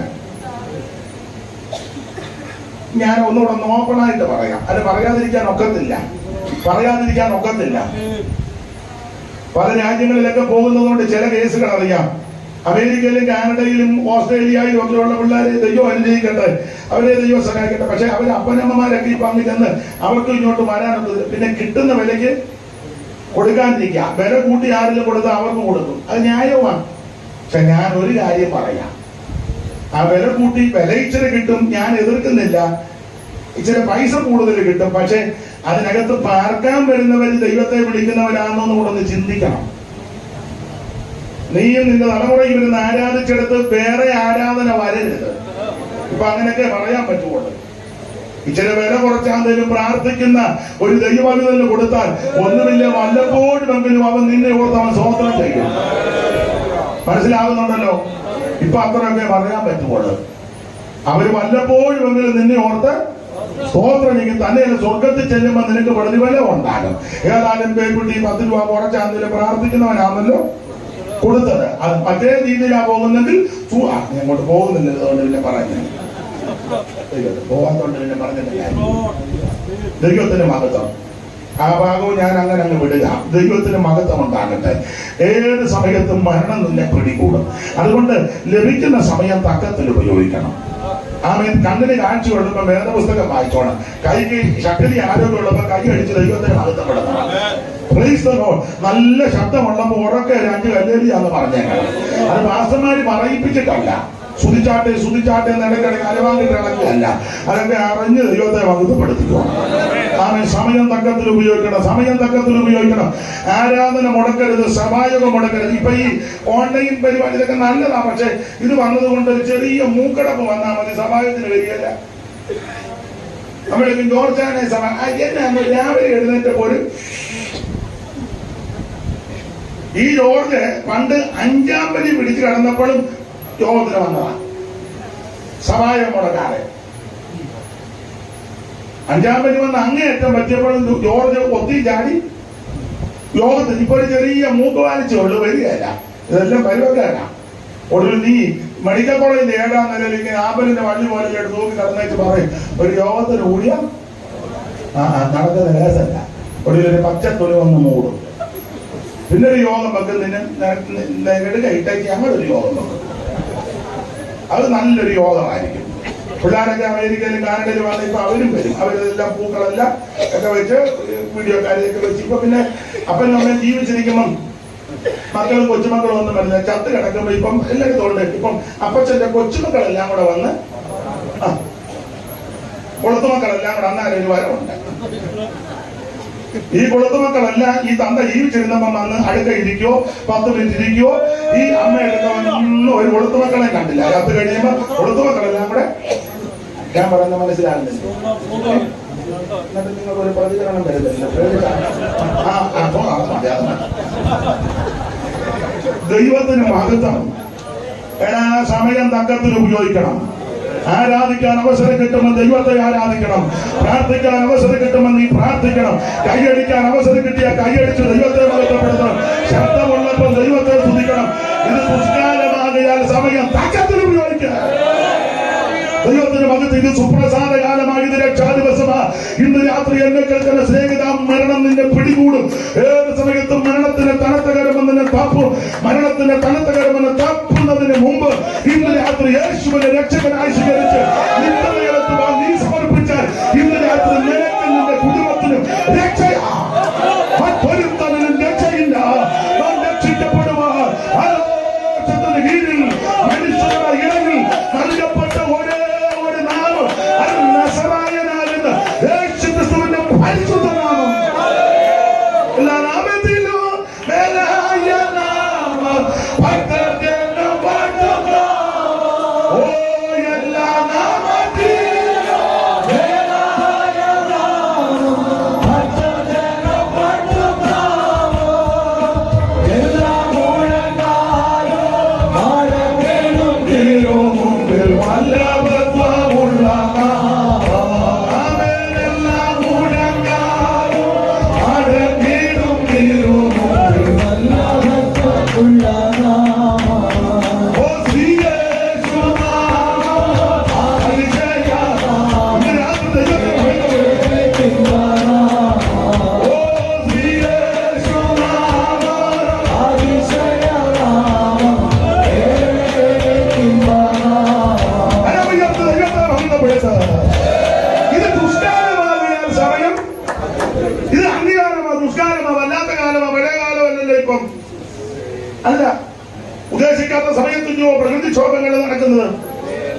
ഈ അടുത്ത കാലത്ത് ഉണ്ടായ കാര്യം നിങ്ങൾ കാണുകയും വാർത്ത പറയുകയും മനസ്സിലാക്കിയ നമുക്ക് മനോഭാരമാണ്, ഇല്ലയോ? ഉള്ളുപൊട്ടി എത്ര പേര്, എണ്ണപ്പെട്ടത് എത്ര, ഇനി വേറെ എത്രയാണെന്ന് ആർക്കറിയാം. ഈ അടുത്ത സമയത്ത് ഒരുത്തൻ എന്നോട് പറഞ്ഞു പിണറായി ആയതിലെല്ലാം കാരണം അയാൾ ഉള്ളുപൊട്ടിക്കാണ്. എടാ വിവരദോഷി, നീ ബോധക്കേട് വിളിച്ച് പറയാതെ. അന്ന് രാത്രി അവിടെ എന്തുവാ ജില്ലയുടെ പേര് പറഞ്ഞു, വയനാട്ടിൽ ചെന്ന രാത്രി അയാൾ ഇട്ടിറക്കിയാണോ? എടാ പൊട്ട, ഇത് ദൈവം നേരത്തെ ക്രമീകരിച്ച് വെച്ചിരിക്കുക. ഉരുളുപൊട്ടൽ മാത്രമാണോ?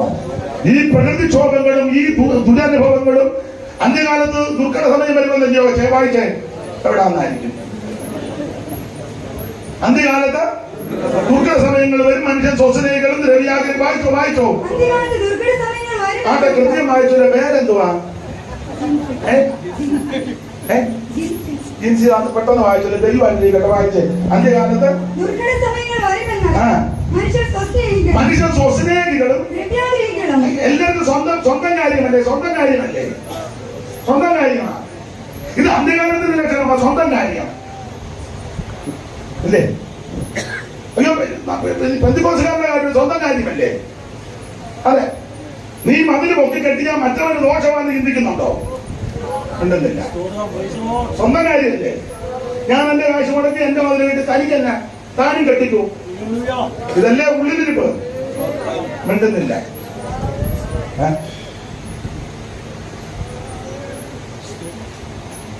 എടുക്കപ്പെട്ടോ എല്ലാരും? അനക്കമില്ലല്ലോ. സ്വന്തം കാര്യമല്ലേ? അതെ. ഒരു ഫംഗ്ഷൻ ഉണ്ടാകട്ടെ, സഭയിലാകട്ടെ, യോഗം കഴിയുമ്പോ ഭക്ഷണം എല്ലാം സ്വന്തം കാര്യമല്ല. എന്നാൽ പ്രായമുള്ളൊരു അപ്പച്ചൻ, പ്രായമുള്ളൊരു അമ്മ, അവരെ ഒന്ന് പിടിച്ചെടുത്തുകോ, അവർക്ക് അവിടെ ചെന്ന് പ്ലേറ്റിൽ എടുത്തുകൊണ്ട് ഒന്ന് ചോദിക്കുക, അപ്പച്ചൻ എന്തുവാ വേണ്ടത്, അമ്മച്ചിക്ക് എന്തുവാ വേണ്ടത്, ഇന്നതൊക്കെയാ ഉള്ളത്, അതിനെന്തുവാ, എന്തും വേണ്ട. അതല്ലേ എന്റെ മര്യാദ. മൈൻഡ് ചെയ്യത്തില്ലല്ലോ. അതാ കളവൻ അവിടെ അങ്ങനെ ഇരുന്നോളൂ. ഞങ്ങൾക്ക് അനുസരിച്ച് പോയിട്ട് വേറെ എന്നെ മിണ്ടാത്ത എന്നാ? അത് എന്തിനാ മിണ്ടുന്നത്? ഇങ്ങനെ മിണ്ടാതിരിക്കുന്ന നല്ലത്. ഈ അടുത്ത സമയത്ത് ഒരു വിവാഹ ശുശ്രൂഷയിൽ പോയി, സ്ഥലമൊന്നും ഞാൻ പറയുന്നില്ല. കല്യാണം കഴിപ്പിച്ച ഉപദേശി പ്ലേറ്റ് കിട്ടാതെ ഭാരപ്പെട്ട് നിൽക്കുക ഭേദവത്വമായിട്ട്. എനിക്കത് സങ്കടമായി പോയി, എനിക്കൊക്കെ മനോദുഃഖമായി പോയി. വേറൊന്നും ഞാൻ പറഞ്ഞത്, അതേപോലെ ശ്രേഷ്ഠനായ കർത്തദാസനല്ലേ, ആ പ്രധാനപ്പെട്ട ശുശ്രൂഷയല്ലേ വിവാഹ ശുശ്രൂഷ. അദ്ദേഹമല്ലേ ആ മലിനമായി ശുശ്രൂഷ ചെയ്യുന്നത്. എന്നാ വിളിച്ച വീട്ടുകാരന് അതിന് ബോധം വേണം. അവൻ ഫോട്ടോ എടുത്ത് കിടക്കുക. ഫോട്ടോ എടുക്കരുതെന്നല്ല ഞാൻ പറഞ്ഞത്. ആ പ്രധാനപ്പെട്ട ദൈവദാസനെ വിളിച്ചാൽ നേരത്തെ ക്രമീകരണം ചെയ്യണ്ടേ? അതിനൊക്കെ ഏറ്റവും എടുക്കല് TPM-കാരാ. നീ പോകുന്നല്ലോ അങ്ങോട്ട് പോണമുള്ള കാര്യം കാണാൻ. നീ എന്ന് നോക്കണം അവിടെ. എന്നെ പഠിപ്പിച്ച MV ചാക്കോ സാർ തിയോളജി പഠിപ്പിച്ചതാ. മൺമറഞ്ഞ മലയമറ്റത്തിലെ ചട്ടോടിന്റെ മുൻ ഓവർസിയറായിരുന്നു MV ചാക്കോ. ചെമ്പിനോട് IPC വന്നു. അദ്ദേഹം ഞങ്ങളുടെ വൈദ്യ ക്ലാസ് പഠിപ്പിച്ചപ്പോ പറഞ്ഞു, പാസ് ആകാതെ TPM-ലാകണമെന്ന്. വേറെ വിഷയം വന്ന് പറഞ്ഞപ്പോ പറഞ്ഞതാ. അവരാ കാര്യത്തിൽ മാനിക്കും. എനിക്ക് വലിയ സങ്കടമുണ്ടാക്കി. അച്ഛൻ എന്തോ പറഞ്ഞു കൊടുത്ത് പോണമെന്നാണോ? ഇനിയിപ്പോ നമ്മൾ പോയാൽ അവരെടുക്കുമെന്ന് എനിക്ക് തോന്നുന്നില്ല. നമ്മൾ രണ്ടും പരിവർത്തനാണ്.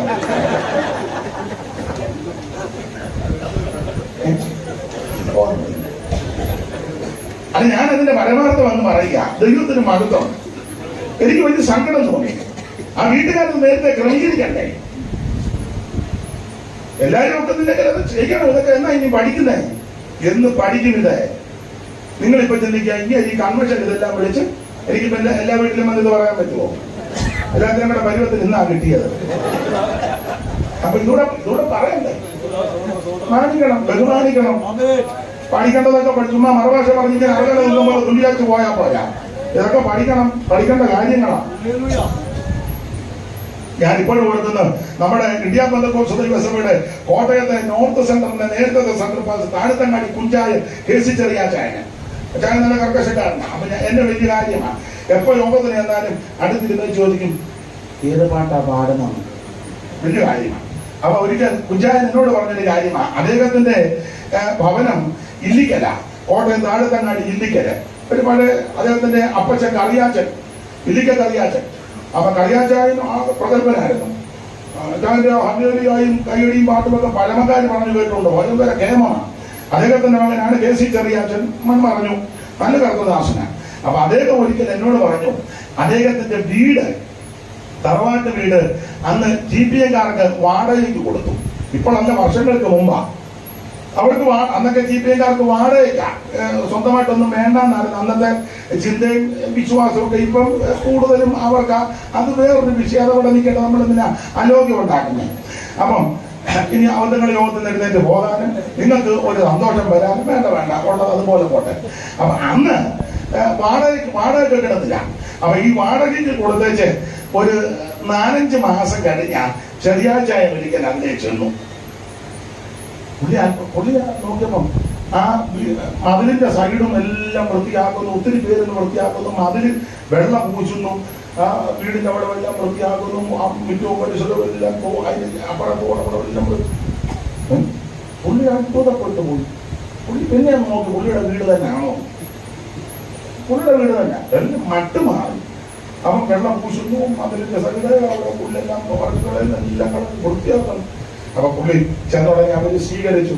അയ്യോ പാസ്റ്ററെ വരാൻ പറഞ്ഞ് ഇരുത്തിയപ്പം ചുമതലപ്പെട്ടവർ വന്നപ്പം അദ്ദേഹം ചോദിച്ചു, എല്ലാം വൃത്തിയാക്ക്, പൈസ ഒന്നും വേണ്ട, ഇവര് കൊടുക്കണ്ട, പുള്ളി വൃത്തിയാക്കണ്ട, അവര് തന്നെ ചെയ്യുക, കയ്യിൽ നിന്ന് കാശിട്ട്. അവരുടെ രീതികളൊക്കെ അങ്ങനെ. നമ്മളാണ് അവിടെ പോയി 1000 വട്ടം ചോദിക്കാം, ഇച്ചിരി വെള്ളം അടിക്കാൻ വേണ്ടി, ഇച്ചിരി വെള്ളം,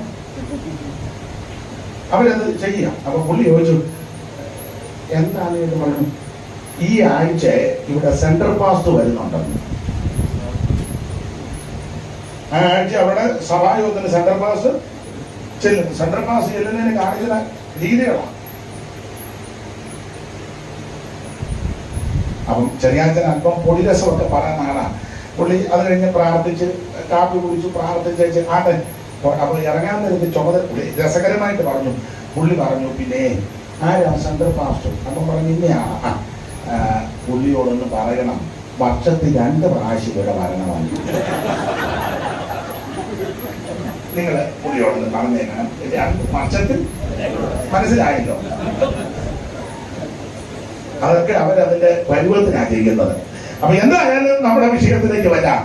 നമുക്ക് ലഭിക്കുന്ന അവസരം ഒന്നും നഷ്ടപ്പെടുത്തി കളയരുത്. എപ്പോഴും അവസരം ലഭിച്ചെന്ന് വരികയല്ല, ലഭിക്കുന്ന അവസരം തക്കത്തിൽ ഉപയോഗിക്കണം. നമ്മുടെ വിഷയത്തിലേക്ക് വരാം. അല്ലെങ്കിൽ ഒക്കത്തില്ലല്ലോ, സമയം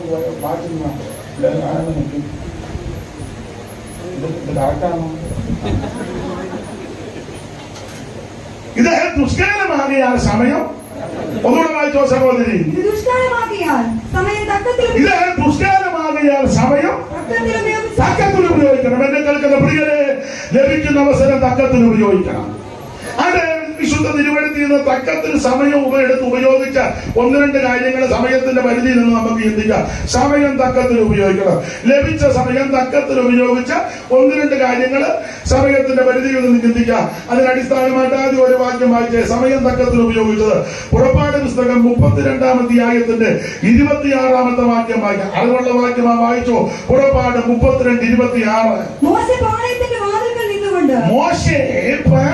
വാതിൽക്കൽ നിന്നുകൊണ്ട് യഹോവയുടെ പക്ഷത്തിലുള്ളവൻ എന്റെ അടുക്കൽ വരട്ടെ എന്ന് പറഞ്ഞു. എന്നാലേ ലേവ്യരെല്ലാവരും അവന്റെ അടുക്കൽ വന്നു. ലേവ്യര് സമയം തക്കത്തിൽ ഉപയോഗിച്ചു. മോശ പാളയത്തിന്റെ വാതിൽക്കൽ നിന്ന് പറയുക, യഹോവയുടെ പക്ഷത്തുള്ളവൻ എന്റെ അടുക്കൽ വരട്ടെ.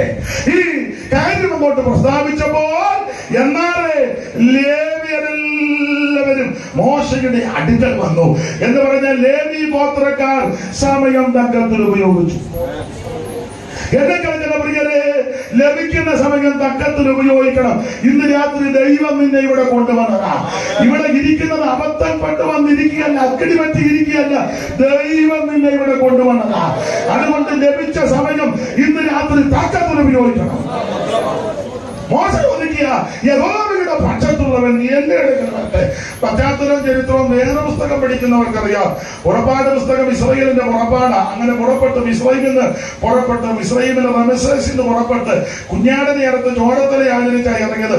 അത് രക്ഷാനിർണയത്തെ കാണിക്കുന്നു. 2 ചെങ്കടല് കിടന്നു, അത് സ്നാനത്തെ കാണിക്കുക. അങ്ങനെ രക്ഷിക്കപ്പെട്ട് സ്നാനപ്പെട്ട് മറുകര കയറി മുൻപോട്ട് യാത്ര ചെയ്ത് വന്ന ഇവര് ഈ മരുഭൂമിയിൽ വന്ന് കഴിഞ്ഞപ്പോൾ തമ്പുരാൻ മോശയോട് പറഞ്ഞൊരു കാര്യം ചെയ്യ്, മേടലോട്ട് വരാൻ പറഞ്ഞു, പ്രമാണം തരാൻ പോവാ.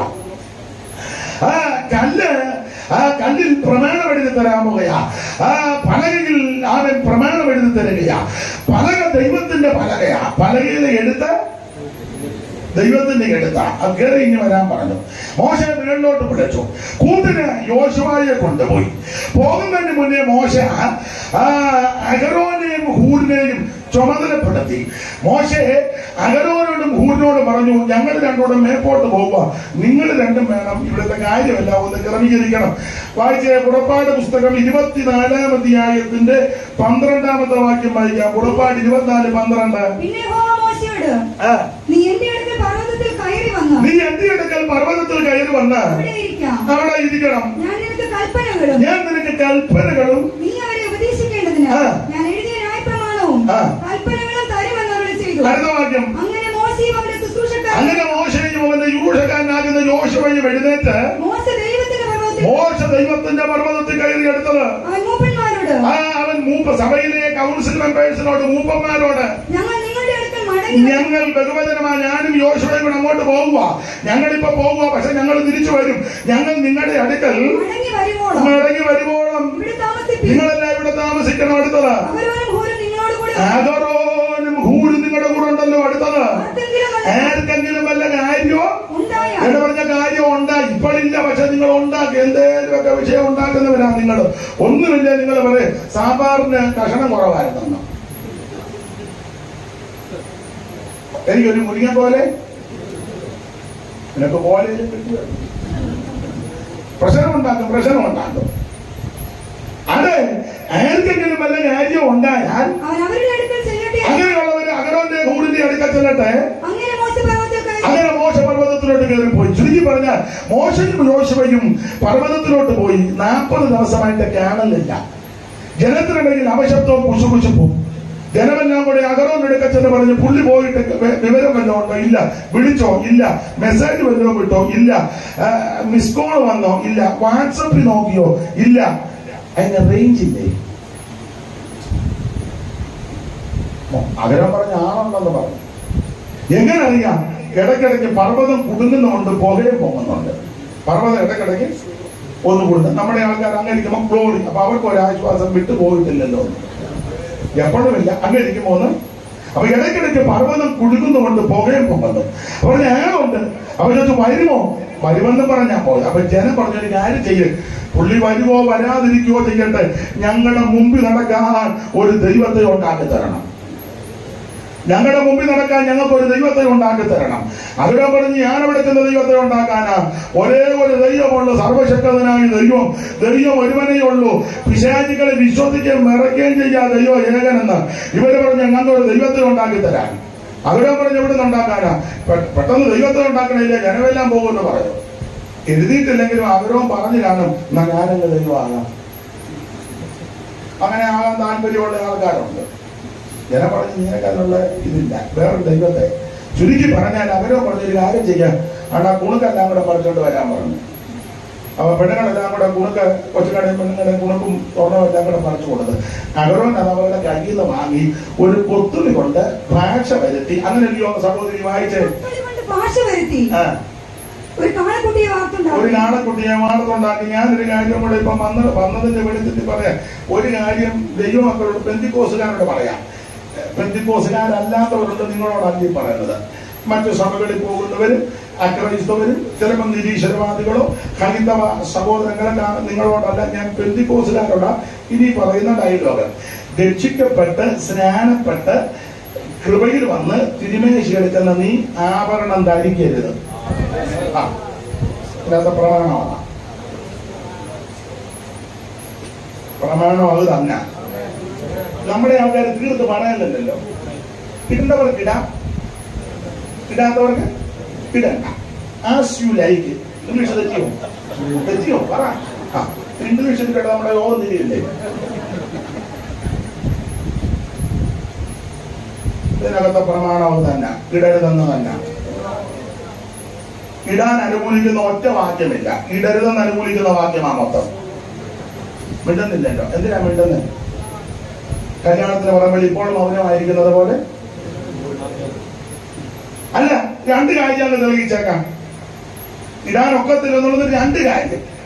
ഗുണമാകാനാണ് 2 മതിയല്ലോ, ഇല്ലേ? പിന്നെ വേണമെന്ന് പറഞ്ഞാൽ നീ ഗുണം പിടിക്കാനല്ല, ഗുരുവിനെ പോലെ മതിയല്ലോ ശിഷ്യന്. അന്നേ ഗുരുവിന് ഒരു തരി പോലും ഉണ്ടെന്ന് ഈ പുസ്തകത്തിലില്ല. ഇല്ല. ഈ പുസ്തകത്തിൽ ഞാൻ മൊത്തം വായിച്ചു. ഗുരുവിന്റെ കയ്യിൽ ഒരു മോതിരമോ കരുതേലോ കയ്യിലോ കൈവശമോ ഉണ്ടെന്നുള്ളതിന് ഒരൊറ്റ വാക്യം ഇല്ല. പിന്നെ തേജസ്കരിക്കപ്പെട്ട യേശു ക്രിസ്തുവിനെ പറ്റി വെളിപ്പാടൊന്നിൽ പറയുമ്പോൾ മാറത്ത് അങ്ങനെ ഉള്ളു. നീ തേജസ്കരിക്കപ്പെട്ടില്ലല്ലോ, മിണ്ടുന്നില്ല, മിണ്ടുന്ന ഗുരുവിനെ പോലെ. രണ്ട്, പത്രോസും യോഹന്നാനും കള്ളം പറയുമെന്ന് എനിക്ക് വിശ്വാസമില്ല. ആ മുടന്ത ചോദിച്ചോളൂ, വെള്ളിയും പൊന്നും എനിക്കില്ല. എനിക്ക് ഇല്ല ഇല്ലെന്നാ പറഞ്ഞേ. നോക്കട്ടടാ ഇച്ചിരി ഉണ്ടോന്ന്, അങ്ങനൊന്നും അല്ല. ഞാൻ അവളോട് ചോദിക്കട്ടെ, അവിടെയുമല്ലോ കാരണം പത്രോസിന്റെ അമ്മായിയമ്മയെന്ന് എഴുതിയിരിക്കുന്നുണ്ട്, ഭാര്യയുണ്ടെന്നുള്ളതാണ്. അത് അവൾക്ക് പനിയായിരുന്നു. നിങ്ങളിതൊന്നും വായിച്ചിട്ടില്ല. ഓ, ഞാൻ പറഞ്ഞ് നോക്കുന്നുണ്ടോ നോക്കിയിരിക്കുക. ഒരു തരിയില്ല. അതുകൊണ്ട് ഞാന് രക്ഷിക്കപ്പെട്ട് സ്നാനപ്പെട്ട് തിരുവേശെടുക്കുന്ന പെന്തിക്കോസുകാരോടാ പറയുന്നത്, ഇത് തെറ്റാ. ഇപ്പൊ ആ ഭാഗം ഒന്ന് വിട്ടേ. നിങ്ങൾ രണ്ടുപേരെ പറഞ്ഞില്ല, എന്താ മനസ്സിലാ പറഞ്ഞു.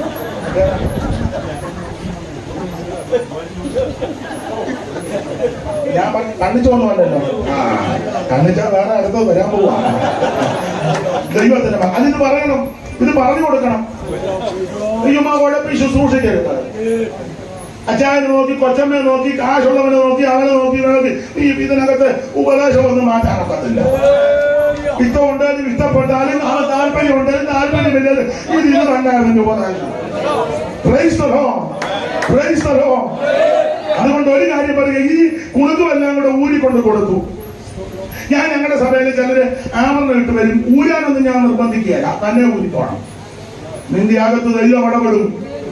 ഈ വചനം ഈ നമ്മൾ നിർബന്ധിച്ച് ഊരിയാൽ നമ്മൾ മനുഷ്യരാ, നിങ്ങൾ മനുഷ്യരാ. എന്തേലും ഒരു അപാകത കണ്ടാൽ ഇവര് ഊരിയന്റെ ഇരട്ടി കിട്ടും. ദൈവം ഇവനോട് ഇടപെടണം വചനത്തിൽ കൂടെ. ലോകം മുഴുവൻ ഇട്ടാലും ഇവൻ ഇടത്തില്ല. അതെല്ലാ കാര്യവും അങ്ങനെ ദൈവം. പക്ഷെ പറയേണ്ടത് നമ്മുടെ കടമയാണ്. ഇത് നിർബന്ധമല്ല, സമ്മർദ്ദമല്ല, പരപ്രേരണ കൊണ്ടുമല്ല. ഉള്ളതുള്ളത് കേൾക്കാൻ ചെവിയുള്ളവൻ കേൾക്കട്ടെ. അങ്ങനെയാണല്ലോ പുസ്തകത്തിലെ വാക്യം. ദൈവത്തിന്റെ മകത്ത് ചെവിയുള്ളവൻ കേൾക്കട്ടെ. അതുകൊണ്ട് ഇവര് ആ കുളുക്കെല്ലാം കൂടെ ഊരാൻ പഠിച്ച് നിങ്ങളെല്ലാം കൂടെ ഊരിക്കൊണ്ട് കൊടുത്ത് അകരോനത് അവരുടെ കയ്യിൽ നിന്ന് വാങ്ങി കൊത്തുളി കൊണ്ട് ഭാഷ പഠിച്ച് കാളക്കുട്ടി ഉണ്ടാക്കി. രണ്ട് കാര്യം ഇഷ്ടപ്പെട്ടു. ഒന്ന് ഊരാൻ പറഞ്ഞ പൗത്തങ്ങൾ ഊരി. അതിനും ഇഷ്ടം അകരോനോടാ. പുള്ളി അതെല്ലാം കൂടെ വാങ്ങി വെച്ച് മുങ്ങിയില്ലല്ലോ.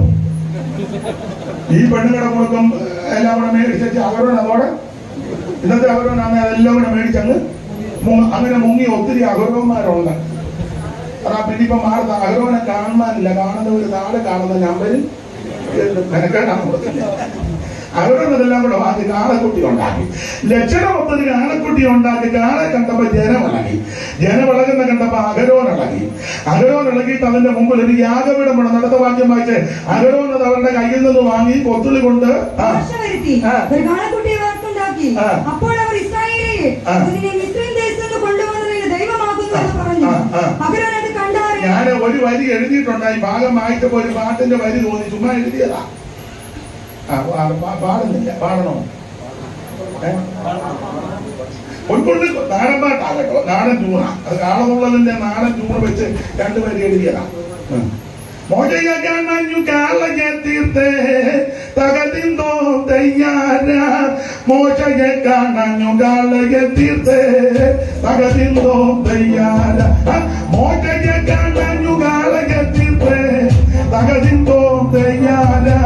മോശയെ കാണാഞ്ഞു കാളയെ തീർത്തേ തകതിന്തോ തയ്യാര.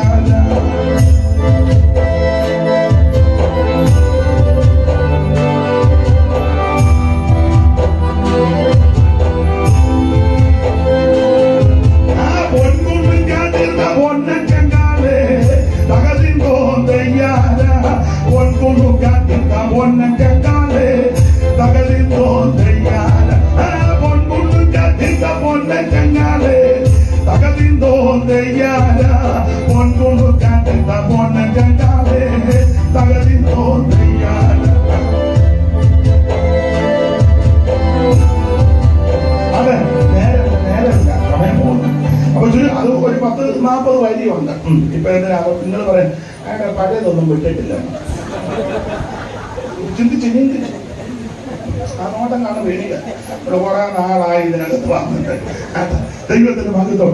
അപ്പൊ ചുരുക്കി പറഞ്ഞാൽ ഇവര് കാണാൻ കണ്ട് ജനവിളകി. കാണാൻ കണ്ട് ജനവിളകിയപ്പോൾ അഹരോനിളകി. ഒരു കാര്യം ഉപദേശിമാരോട് പറയാം, ഞാൻ എന്നെ കൂടെ പ്രതിയാക്കിയ ജനവിളകുന്ന കണ്ടുകൊണ്ട് നമ്മൾ ഇളകണം. പക്ഷെ പ്രമാണത്തിൽ നിന്ന് ഇളകാവും. പ്രമാണത്തിൽ നിന്ന് പ്രമാണപ്പെട്ടുള്ള ഇളക്കമൊന്നും ദൈവിക ഇളക്കമല്ല. അല്ല, ജനവിളകുന്നത് കാളെ കണ്ടിളകിയതാ. കാളെ കണ്ട് അകടോനത് കണ്ടാറേ, അത് കണ്ടാറ് ജനമെല്ലാം കൂടെ ഇളകുന്ന അകടവും കണ്ടു. അങ്ങനെ പുള്ളിയുടെ കാലിളകി. പുള്ളി ഉടനെ അതിന് മുമ്പാകെ വരും. ആ ഉൽപ്പത്തി പുസ്തകം പിടിച്ച് അവൻ അബ്രഹാം യഹോവയ്ക്കൊരു യാഗപീഠം പണിതു. നോഹ യഹോവയ്ക്കൊരു യാഗപീഠം പണിതു. ഇവിടെ അകരോൻ ആർക്കാ പണിത്? കാളക്കൊരെണ്ണം പണിതു. കാളയുടെ മുന്നിലൊരു യാഗപീഠം. ചുരുക്കി പറഞ്ഞാൽ ജനമെല്ലാം കൂടെ ഇളകി തുള്ളി ആകെ ബഹളമായി. അടുത്ത വാക്യമായത് മൈക്കൂടെ പറഞ്ഞത് യഹോവയ്ക്ക് ഉത്സവമാണ്. പക്ഷെ അകത്ത് യഹോവയല്ല, മൂരിക്കാളയാണ്. ബാനർ വലിച്ചു കെട്ടി യഹോവയ്ക്ക് ഉത്സവം. അത് കണ്ടുകൊണ്ട് അകത്ത് വന്നപ്പോ ഇവിടെ കാണുന്നുള്ളതാ. വായിച്ചോ. അടുത്തത് എഴുന്നേക്കാത്തവരെല്ലാം കൊച്ചു കൊടുപ്പാൻ കാലത്ത് എഴുന്നേറ്റു. ഹോമയാഗങ്ങൾ കാണുക. ഹോമയാഗങ്ങൾ കഴിച്ചു. സമാധാനയാഗം അർപ്പിച്ചു.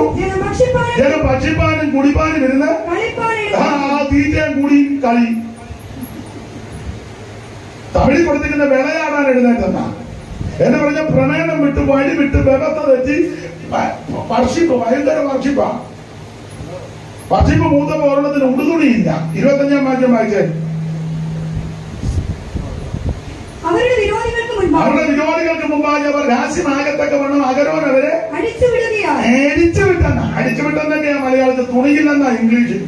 ഇംഗ്ലീഷ് ബൈബിൾ ആരുടെ ഇല്ലല്ലോ, മലയാളം തന്നെ വായിക്കുന്നില്ല. പിന്നെ വീട്ടിൽ പോയി വായിക്കും. അതിലെഴുതിയേക്കുന്ന വസ്ത്രമില്ലെന്ന. ഈ ആരാധന ചാട്ടവും ബലവും കഴിഞ്ഞപ്പോ ഒരെണ്ണത്തിന് ഞാന് പാട്ട് പാടുന്ന പ്രാർത്ഥിക്കുന്ന സഹോദരിമാരോട് പറയാ, സഹോദരിമാര് സഭയ്ക്കകത്ത് വന്നാൽ തലേ തുണി ഇടണം. തുണി ഇട്ടേയോ മൂടുപട വേണം. അതെങ്ങനെയാന്ന് ചോദിച്ചാൽ അതൊക്കെ കാണിക്കാനും കൂടാ. ഇതിപ്പോ കൊണ്ട് നടക്കണം. ഇങ്ങനെ മുടി മറഞ്ഞു നിൽക്കണം.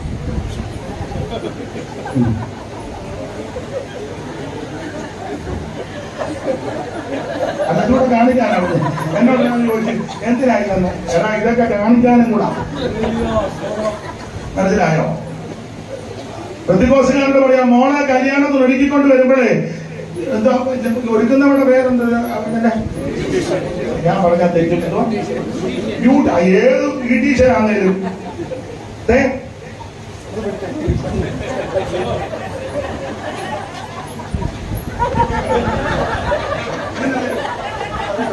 ഇങ്ങനല്ലേ കൊണ്ട് നടക്കുന്നേ അല്ലേ?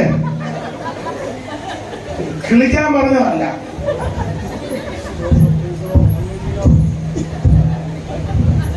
പെന്തിക്കോസ് ആണെങ്കിൽ മേരിയാരൊക്കെ ജീവിച്ചോണം. മോളെ ഒരുക്കുമ്പോഴേ തള്ള നോക്കണം. നിന്റെ മോള് തന്നെയല്ലേ? ബ്യൂട്ടീഷ്യനാണെങ്കിലും ഏത് കുന്തമാണെങ്കിലും പറയണം, ഞങ്ങൾ പെന്തിക്കോസാ, ഞങ്ങൾക്ക് ഇത് പാടില്ലെന്ന്. പുസ്തകത്തിലെ വാക്യം പ്രമാണമാണ്.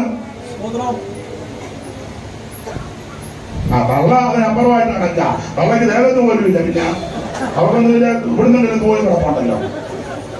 തള്ള പിന്നെ ഇച്ചിരി ഇവിടെ വെച്ചിട്ടുണ്ട്. ബാക്കി പുറം മുഴുവൻ വലിയ മുറ കിടക്കും പോലെ കിടക്കുക.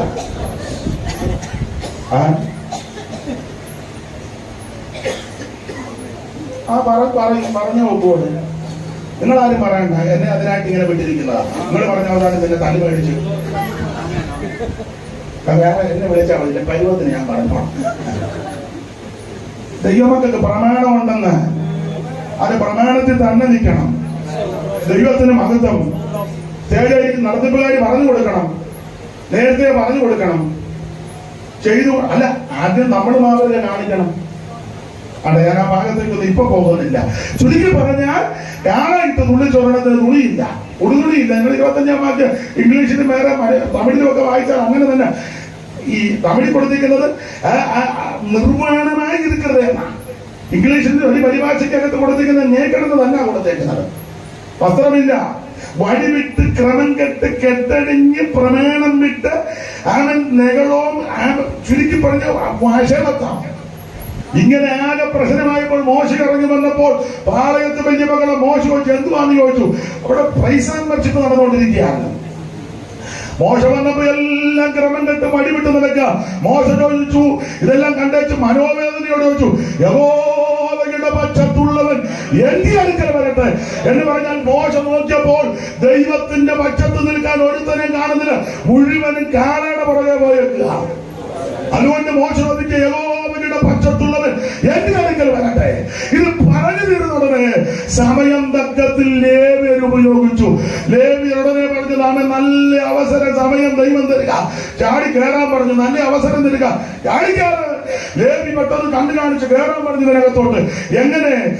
കാരണം ലേവിയെ പണ്ട് അപ്പം രാജിയാണ്. നിങ്ങൾക്കറിയാം, ഉൽപ്പത്തി പുസ്തകം 49-ാം അധ്യായത്തിന്റെ 5 മുതലുള്ള തിരുവെടുത്തത് ആടോട്ട് പഠിക്കുമ്പോൾ ലേവിയെ പണ്ട് അപ്പൻ രാജി വായിച്ച 49-5 ശിമയോനും ലേവിയും സഹോദരന്മാർ അവരുടെ വാളുകൾ സാഹസത്തിന്റെ ആയുധങ്ങൾ. ഒന്നുകൂടെ വായിച്ച ആ വാക്യം. അത് വായിച്ചു, അങ്ങനെ വായിക്കാം. ഞാൻ ശ്രദ്ധിച്ചു, വീട് ഇരിക്കുന്നോണ്ട് ഞാൻ ശ്രദ്ധിക്കാനെന്നാന്നോ എന്റെ ജിൻസി അതോ ജിൻസിനോട് വായിച്ച 49 സഹോദരന്മാർ അവരുടെ വാളുകൾ സാഹസത്തിന്റെ ആയുധങ്ങൾ.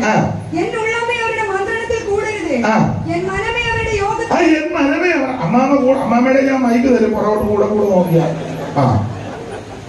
അത് തെറ്റിക്കാതെ ചടികടാന്ന് വായിക്കുന്നുണ്ടല്ലോ. വായിച്ചോ. എൻ മനമേ അവരുടെ മന്ത്രണത്തിൽ കൂടാതെ. അപ്പൊ ചുരുക്കി പറഞ്ഞാൽ ഉൽപ്പത്തി പുസ്തകം 49-5 ഗോത്രപിതാവാകുന്ന യാക്കോബ് ലേവിയെ പ്രാഗി, എന്റെ ഭാഷയിലെന്ന് പറയുക, പ്രാഗി ശപിച്ചു, പ്രാഗി കിടക്കുക. ശിമയോനും ലേവിയും സഹോദരന്മാർ അവരുടെ വാളുകൾ സാഹസത്തിന്റെ ആയുധങ്ങൾ. എന്നുള്ളവേ അവരുടെ മന്ത്രണത്തിൽ കൂടരുത്, എൻ മനമേ അവരുടെ യോഗത്തിന് ചേരരുത്. അവൻ ശിമയോനും ലേവിയും പ്രാഗി. കാരണം പ്രാഗാൻ കാര്യം ഉൽപ്പത്തി പുസ്തകം 34-ാം അധ്യായത്തിൽ ഇവരെ പെങ്ങളുടെ വിഷയത്തിൽ ശേഖരം പൗരന്മാരെ വെട്ടിക്കൊന്നു. ഈ വിഷയത്തിൽ യാക്കോബിനെ അവർ ദേശത്ത് നാറ്റിച്ചു വിഷമത്തിലാക്കിയ 34:30 അല്ലയോ വായിച്ചത്? അപ്പോൾ യാക്കോബ് ശിമയോനോടും ലേവിയോടും ഈ ദേശനിവാസികളായ കനാൻ, എനിക്ക് മൈക്ക് ഇച്ചിലൂടെ സുഖമാക്കി തരണേ.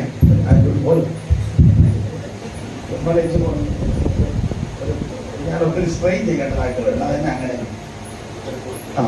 ഒന്ന് സഹായിക്കും. ഒത്തിരി ഞാൻ എന്നും ഇതോ ഒന്നുകൂടെ വായിച്ചോ വാക്യം. അപ്പോൾ യാക്കോബ് ശിമയോനോടും ലേവിയോടും ഈ ദേശനിവാസികളായ കനാന്യരുടെയും പെരിസ്യരുടെയും ഇടയിൽ മൈക്ക് എനിക്ക് ഒത്തിരി സ്ട്രെയിൻ ചെയ്യേണ്ടതായിട്ട് വരുന്നു. അപ്പൊ എനിക്ക് ഒരു സുഖകരമായിട്ടൊന്ന് തന്നെ എന്തോ എനിക്ക് പറയാൻ അറിയാൻ. അപ്പൊ ഈ ദേശനിവാസികളുടെ നടുവിൽ നിങ്ങൾ എന്നെ വിഷമിച്ച് നാറ്റിച്ച് വിഷമത്തിലാക്കിയിരിക്കുക. അപ്പൊ ചുരുക്കി പറഞ്ഞാൽ അപ്പനെ നാറ്റിച്ച 2 ശിമയോനും ലേവിയും. അപ്പോൾ ലേവി ആ പരുവത്തിന് വരട്ടെ. അപ്പോ എവിടെ ഇരിക്കണേ?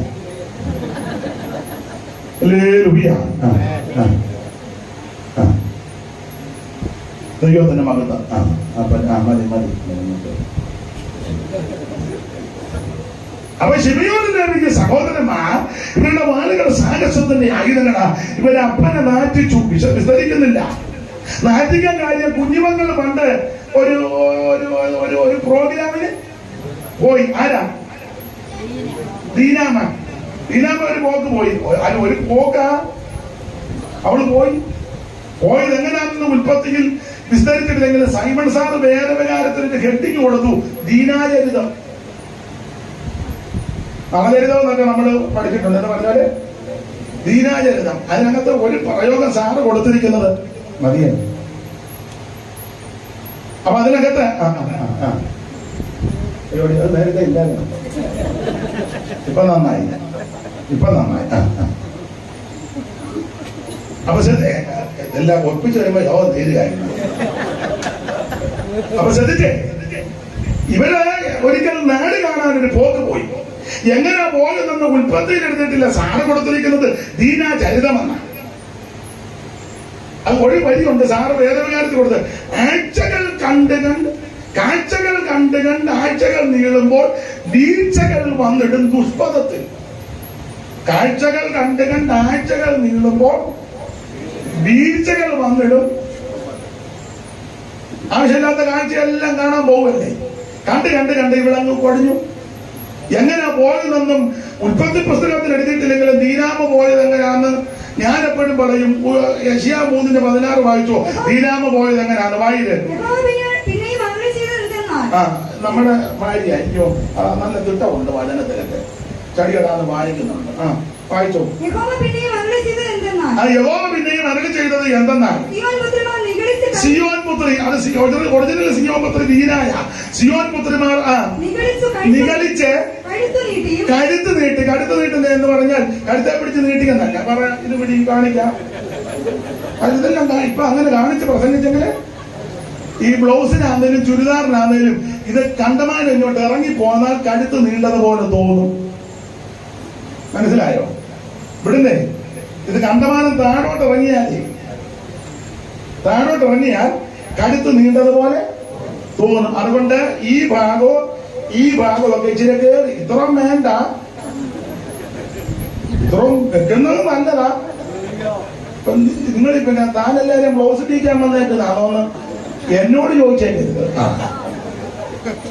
അല്ല, ഞാൻ പെന്തിക്കോസുകാരോടായി പറയുന്നത്.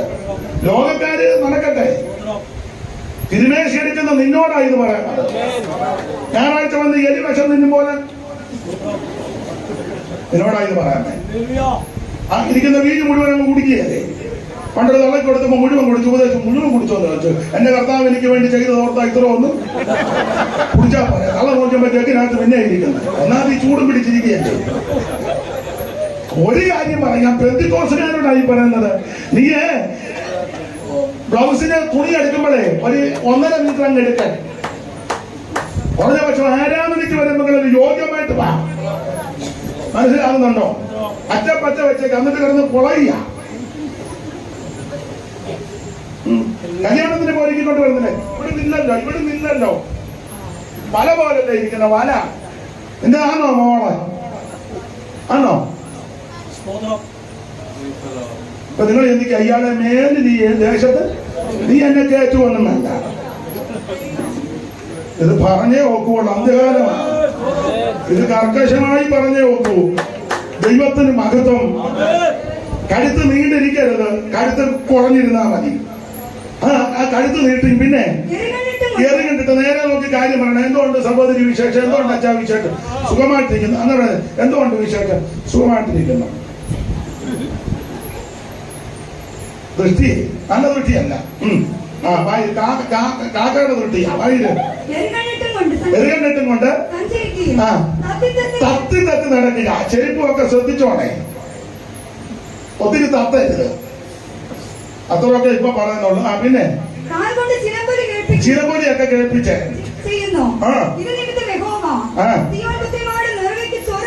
അവരുടെ മുഖ്യപ്രദേശങ്ങളെ നഗ്നമാക്കും. അടുത്ത വാക്യം വായിച്ചു. കർത്താവ് വന്ന്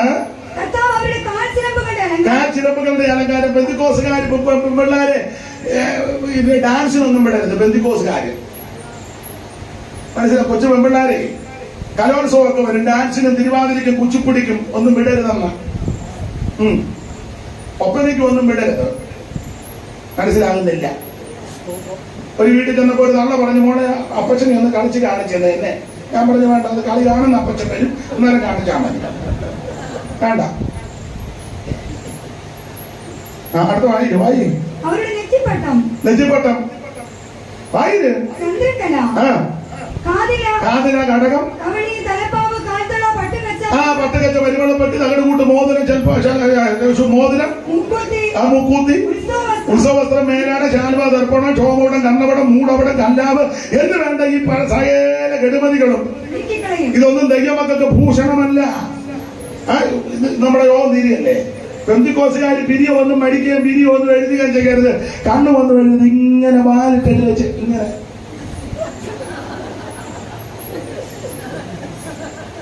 മറുവൊന്നും കുത്തണ്ട. നിനക്ക് സൗന്ദര്യം ദൈവം തന്നിട്ടുണ്ട്.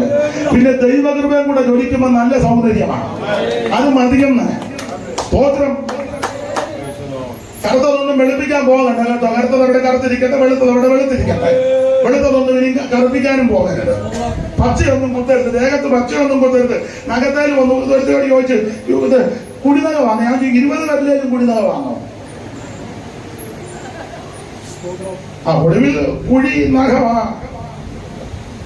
ചികിമിനുക്കിയ ഓമന മുടികൾ വെള്ളയായി തീർന്നിടുമേ. നിന്നുടെ മുഖം കൂടി അഴകല്ല പോയി നീ തപ്പി നടന്നിടുമേ. യൗവനക്കാര നിന്നുടെ യൗവനം നാശത്തിലായിടല്ലേ. നിന്നുടെ യൗവനം നാശത്തിലാകാതെ രക്ഷകനെ ഏൽപ്പിക്കാം. അപ്പൊ ശ്രദ്ധിക്കുക, ആവശ്യമില്ലാത്ത ഒന്നും ദൈവമക്കൾക്ക് പാടില്ല. ലോകക്കാര് പലതും കാണിക്കും. നമ്മൾ ലോകക്കാരല്ലത് മനസ്സിലാക്കണം. ഇങ്ങനെ ഞാൻ വിസ്തരിക്കുന്നില്ല. ദീനാമ ഇങ്ങനെ തത്തി പോയത്. ഇവിടെ തത്തി എന്നപ്പോൾ അവൻ ഒത്തി എടുത്തെഴുതു. ഇവിടെ തത്തിയപ്പോൾ അവൻ ഒത്തി അവിടെ എടുത്തോണ്ട് അവൻ വീട്ടിൽ ചെന്ന് കുത്തി അവിടെ കൊണ്ടുവിട്ടിട്ട് സ്തോത്രം രണ്ടുപേരുടെ ജീവിതം ആരംഭിച്ചു. അപ്പം വീട്ടുകാരൊരു കാര്യം ചെയ്ത് ഇവിടെ വന്ന് അപ്പനോട് വന്ന് പറഞ്ഞു, പെണ്ണ് ഞങ്ങളുടെ മരിക്കാത്തുണ്ടാന്ന്. അയ്യോ ഞങ്ങളുടെ പെണ്ണങ്ങനെ നിങ്ങളുടെ ലോകം അതാ. വളരെ സൂക്ഷിക്കണം. വിശേഷിച്ച അമ്മമാര് വളരെ ശ്രദ്ധിച്ചോണം പെൺപിള്ളാരെ. ഞാൻ കർക്കശമായി പറയാറുണ്ട്, അമ്മയില്ലാതെ ഒരു അന്തി ഉറങ്ങാൻ വേറൊരു വീട്ടിൽ മോളെ വിടരുത്. വല്ലാത്ത ലോകമാണ്. നീ പെന്തിക്കോസുകാരുടെ പറയാം, മോളെന്ത് ചെയ്യാൻ അവിടെ ക്യാമ്പിന് പോയി. എത്ര ദിവസമാണ്? 3 ദിവസം. വിടരുത്. അല്ലെ നീ കൂടെ പോണം. മോക്ക് എത്ര വയസ്സുണ്ട്? 18. അവിടെ കൂട്ടുകാരി കെസിയായും ഉണ്ട്. പിന്നെ എന്നെ ഇങ്ങനെ നോക്കുന്നേ. എടാ സ്വന്തം അപ്പനെ വിശ്വസിക്കാൻ പറ്റാത്ത കാലമാണ്. മനസ്സിലായോ? പിന്നാണോ യാമിൽ വരുന്നവൻ. സ്വന്തം സഹോദരനെ വിശ്വസിക്കാൻ പറ്റാത്ത. അയ്യോ അല്പകാലമയൊന്നും പിശാച് ആരെ വിഴുങ്ങേണ്ടെന്ന് അറിയാൻ അവരിങ്ങനെ പരതുക. അതിന് പരകാലമൊന്നുമില്ല.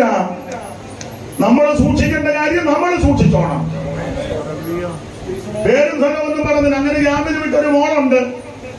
ഞാൻ അന്നും പറയുമായിരുന്നു തള്ളയോട്, അമ്മാമ ഇങ്ങനെ വിടരുത്. എപ്പോ ചോദിച്ചാൽ അവള് ICPന്റെ ക്യാമ്പ് 3 ദിവസം, PIPയുടെ ക്യാമ്പ് 3 ദിവസം, ഇവിടെ അങ്ങ് പോവുക. അമ്മയോ അപ്പനോ കൂടെ ഉണ്ടെങ്കിൽ കുഴപ്പമില്ല. അങ്ങ് വിടുക. കായാപൂരി ഉമ്മ അമ്പലക്കാളം നടക്കും പോലെ നടക്കുക. സംഭവിച്ചത് കേൾക്കണോ? സ്ഥലമൊന്നും പറയുന്നില്ല. പെണ്ണിനെ കെട്ടിച്ച് വിട്ട് അവിടെ നിൽക്കുന്നില്ല. ഇതിങ്ങനെ കയറുകൂടി കിട്ടുമല്ലേ? അവിടെ തന്നെ പോലെ കുടുംബമാ. അപ്പനുണ്ട്, അമ്മയുണ്ട്, കുടുംബമുണ്ട്, പ്രാരാബ്ദമുണ്ട്. ഉത്തരവാദിത്തമായിട്ട് ചെയ്യാൻ ഇങ്ങനെ ആളാളിക്കാൻ ഒക്കുകയല്ല. മനസ്സിലാകുന്നുണ്ടോ? അവിടെ നിന്നില്ല. ഇപ്പൊ താണ്ടെ പൊതുവിൽ പറയുന്നത് മോശമായെങ്കിലും പറയാതിരിക്കാനൊക്കത്തില്ല. അവനെ ഉപേക്ഷിച്ചു വേറെ ഒരുത്തരുമായിട്ടാണ് ജീവിക്കുന്നത്. സങ്കടമുണ്ട്, വളരെ മനോവേദനയുണ്ട്. മനസ്സിലായോ? പാടില്ല. നമ്മൾ ശ്രദ്ധിക്കണം. ബാക്കിയൊക്കെ ദൈവം നോക്കിക്കോളും. നിന്റെ അപാകത കൊണ്ടും അശ്രദ്ധ കൊണ്ടും ഒരു വിഷയമുണ്ടായിരുന്നു പിന്നിരുന്ന് ഖേദിക്കരുത്. അതിനായി ഇത് പറഞ്ഞത്. ദീനായുടെ വിഷയത്തിൽ ഇവര് നാറ്റിച്ച വിഷയത്തിൽ യാക്കോബ് ശപിച്ചു.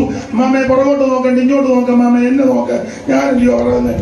അച്ചായൻ പോകത്തൊന്നുമില്ല. ഒരു നോക്കും അമ്മാമയ്ക്കുണ്ട്. അച്ചായൻ ആ ഉത്സാഹത്തോട് ഇരിക്കുക.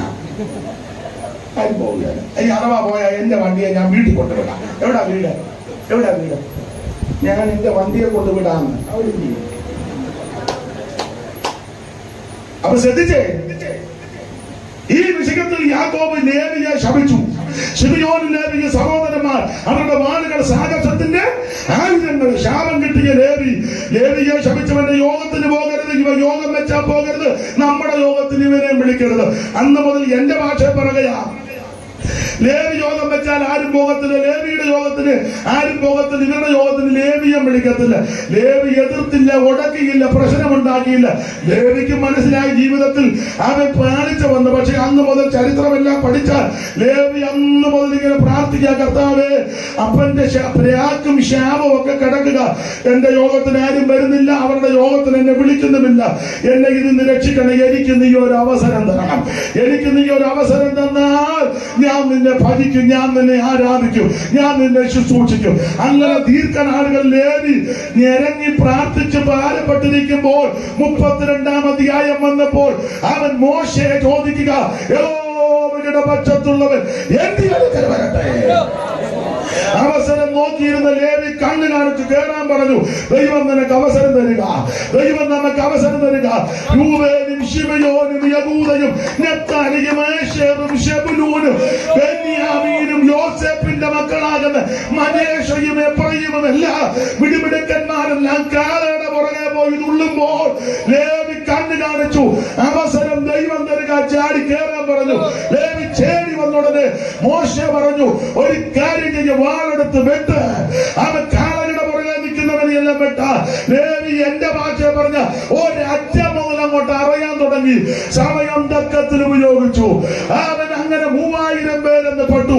ഈ വിഷയത്തെ പറ്റി പഴയ നിയമത്തിന്റെ മധ്യസ്ഥനാകുന്ന മോശെ മരിക്കുന്നതിന് മുമ്പ് ആവർത്തന പുസ്തകം 33-ാം അധ്യായത്തിൽ ഗോത്ര സമുച്ചയങ്ങളെ ഭാവികാലം സംബന്ധിച്ച് പറഞ്ഞപ്പോൾ ഈ വിഷയത്തെ പറ്റി മോശെ പറഞ്ഞത് ആവർത്തനം 33-ന്റെ 8 മുതലുള്ള വാക്യം വായിച്ചേ കർത്തദാസി.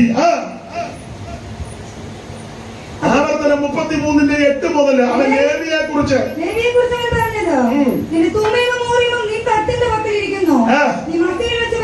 നീ മസകിൽ വെച്ച് പരീക്ഷിക്കുകയും കലകലത്തിക്കും പോരുകയും ചെയ്തവന്റെ പക്കം തന്നെ അടുത്തത്. അവൻ അപ്പനെയും അമ്മയെയും കുറിച്ച് ഞാൻ അവരെ കണ്ടില്ല. ലേവിയെ പറ്റി പറയുക, ഈ ശുശ്രൂഷയ്ക്ക് അങ്ങോട്ട് നിന്നപ്പോൾ അപ്പനാന്നോ അമ്മയാണെന്ന് ലേവി നോക്കിയില്ല. ലേവി നോക്കിയത് മുഴുവൻ പ്രമാണമാണ്. അപ്പനെ അമ്മയൊന്നും നോക്കില്ല. അവൻ അപ്പനെ അമ്മയെ കുറിച്ച് ഞാൻ അവരെ അടുത്തത്. പിന്നെ സഹോദരന്മാരെയും അവനൊന്നും ആദരിച്ചില്ല. ഇതെന്റെ ചേട്ടനാ, അത് ഉപ്പാപ്പനാ, ഇത് അവൻ അച്ചാച്ചനാ, ഇത് അപ്പാപ്പിയാ, ഇത് കൊച്ചാപ്പിയാ, ഇത് കൊച്ചാപ്പിച്ചാനാ, ഇത് ഉപ്പാച്ച, ഒന്നും നോക്കിയില്ല. എടാ കൊച്ചാപ്പിയാന്നേലും ഉപ്പാപ്പിയാന്നേലും അപ്പാപ്പനാന്നേലും കൊച്ചപ്പനാന്നേലും ആകാ പഠിക്കട്ടെ, നീ പ്രമാണം കാക്കണം.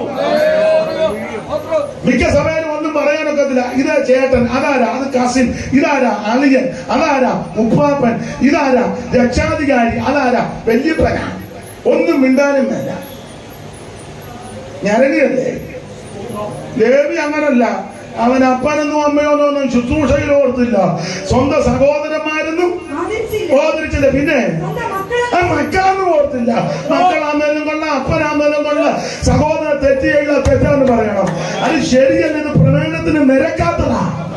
അത് സെക്രട്ടറി ആണെങ്കിലും ട്രഷറർ ആണെങ്കിലും കമ്മിറ്റി ആണെങ്കിലും കൗൺസിൽ ആണെങ്കിലും ഏത് കൊലകൊമ്പനാണെങ്കിലും കാര്യങ്ങൾ തീർത്തു പറയണം. എടാ സ്വർഗത്തിൽ ചെല്ലുമ്പോ കണക്ക് കൊടുക്കേണ്ടതാ. ദൈവം നിനക്ക് അവസരം തരുമ്പോൾ, ദൈവം നിനക്ക് സാവകാശം ഒരുക്കുമ്പോൾ കർക്കശമായി കാര്യം പറയണം. ലേവികളെ പറ്റി പറയുക, ഇവരെ ആരെ അവൻ ഓർത്തില്ല. അടുത്ത വാക്യം വായിച്ച്, നിന്റെ വചനം അവർ പ്രമാണിച്ചു, നിന്റെ നിയമം കാത്തുകൊള്ളുകയും. അതുകൊണ്ട് അപ്പൊ വചനം പ്രമാണിച്ച് നിയമം കാത്തു. എന്റെ സഹപടന്മാരായ ദൈവദാസന്മാർ പറയുക, നിങ്ങൾ വചനം കാത്താൽ, നിയമം കാത്താൽ, പ്രമാണം കാത്താൽ ഈ വചനം നിന്നെ കാക്കും. സഭക്കാരും നിന്നെ കാക്കുന്നില്ലെങ്കിൽ നിന്നെ കാക്കുന്ന ഒരു ദൈവമുണ്ട്. ചർച്ചക്കാരും വേണ്ടപ്പെട്ടവരാരും കരുതുന്നില്ലെങ്കിൽ നിന്നെ കരുതുന്ന ഒരു ദൈവമുണ്ട്. ഞാൻ ആദ്യം പറഞ്ഞല്ലോ, നൂലിക്കെട്ടി ദൈവം ഇറക്കി തരുമെന്ന്.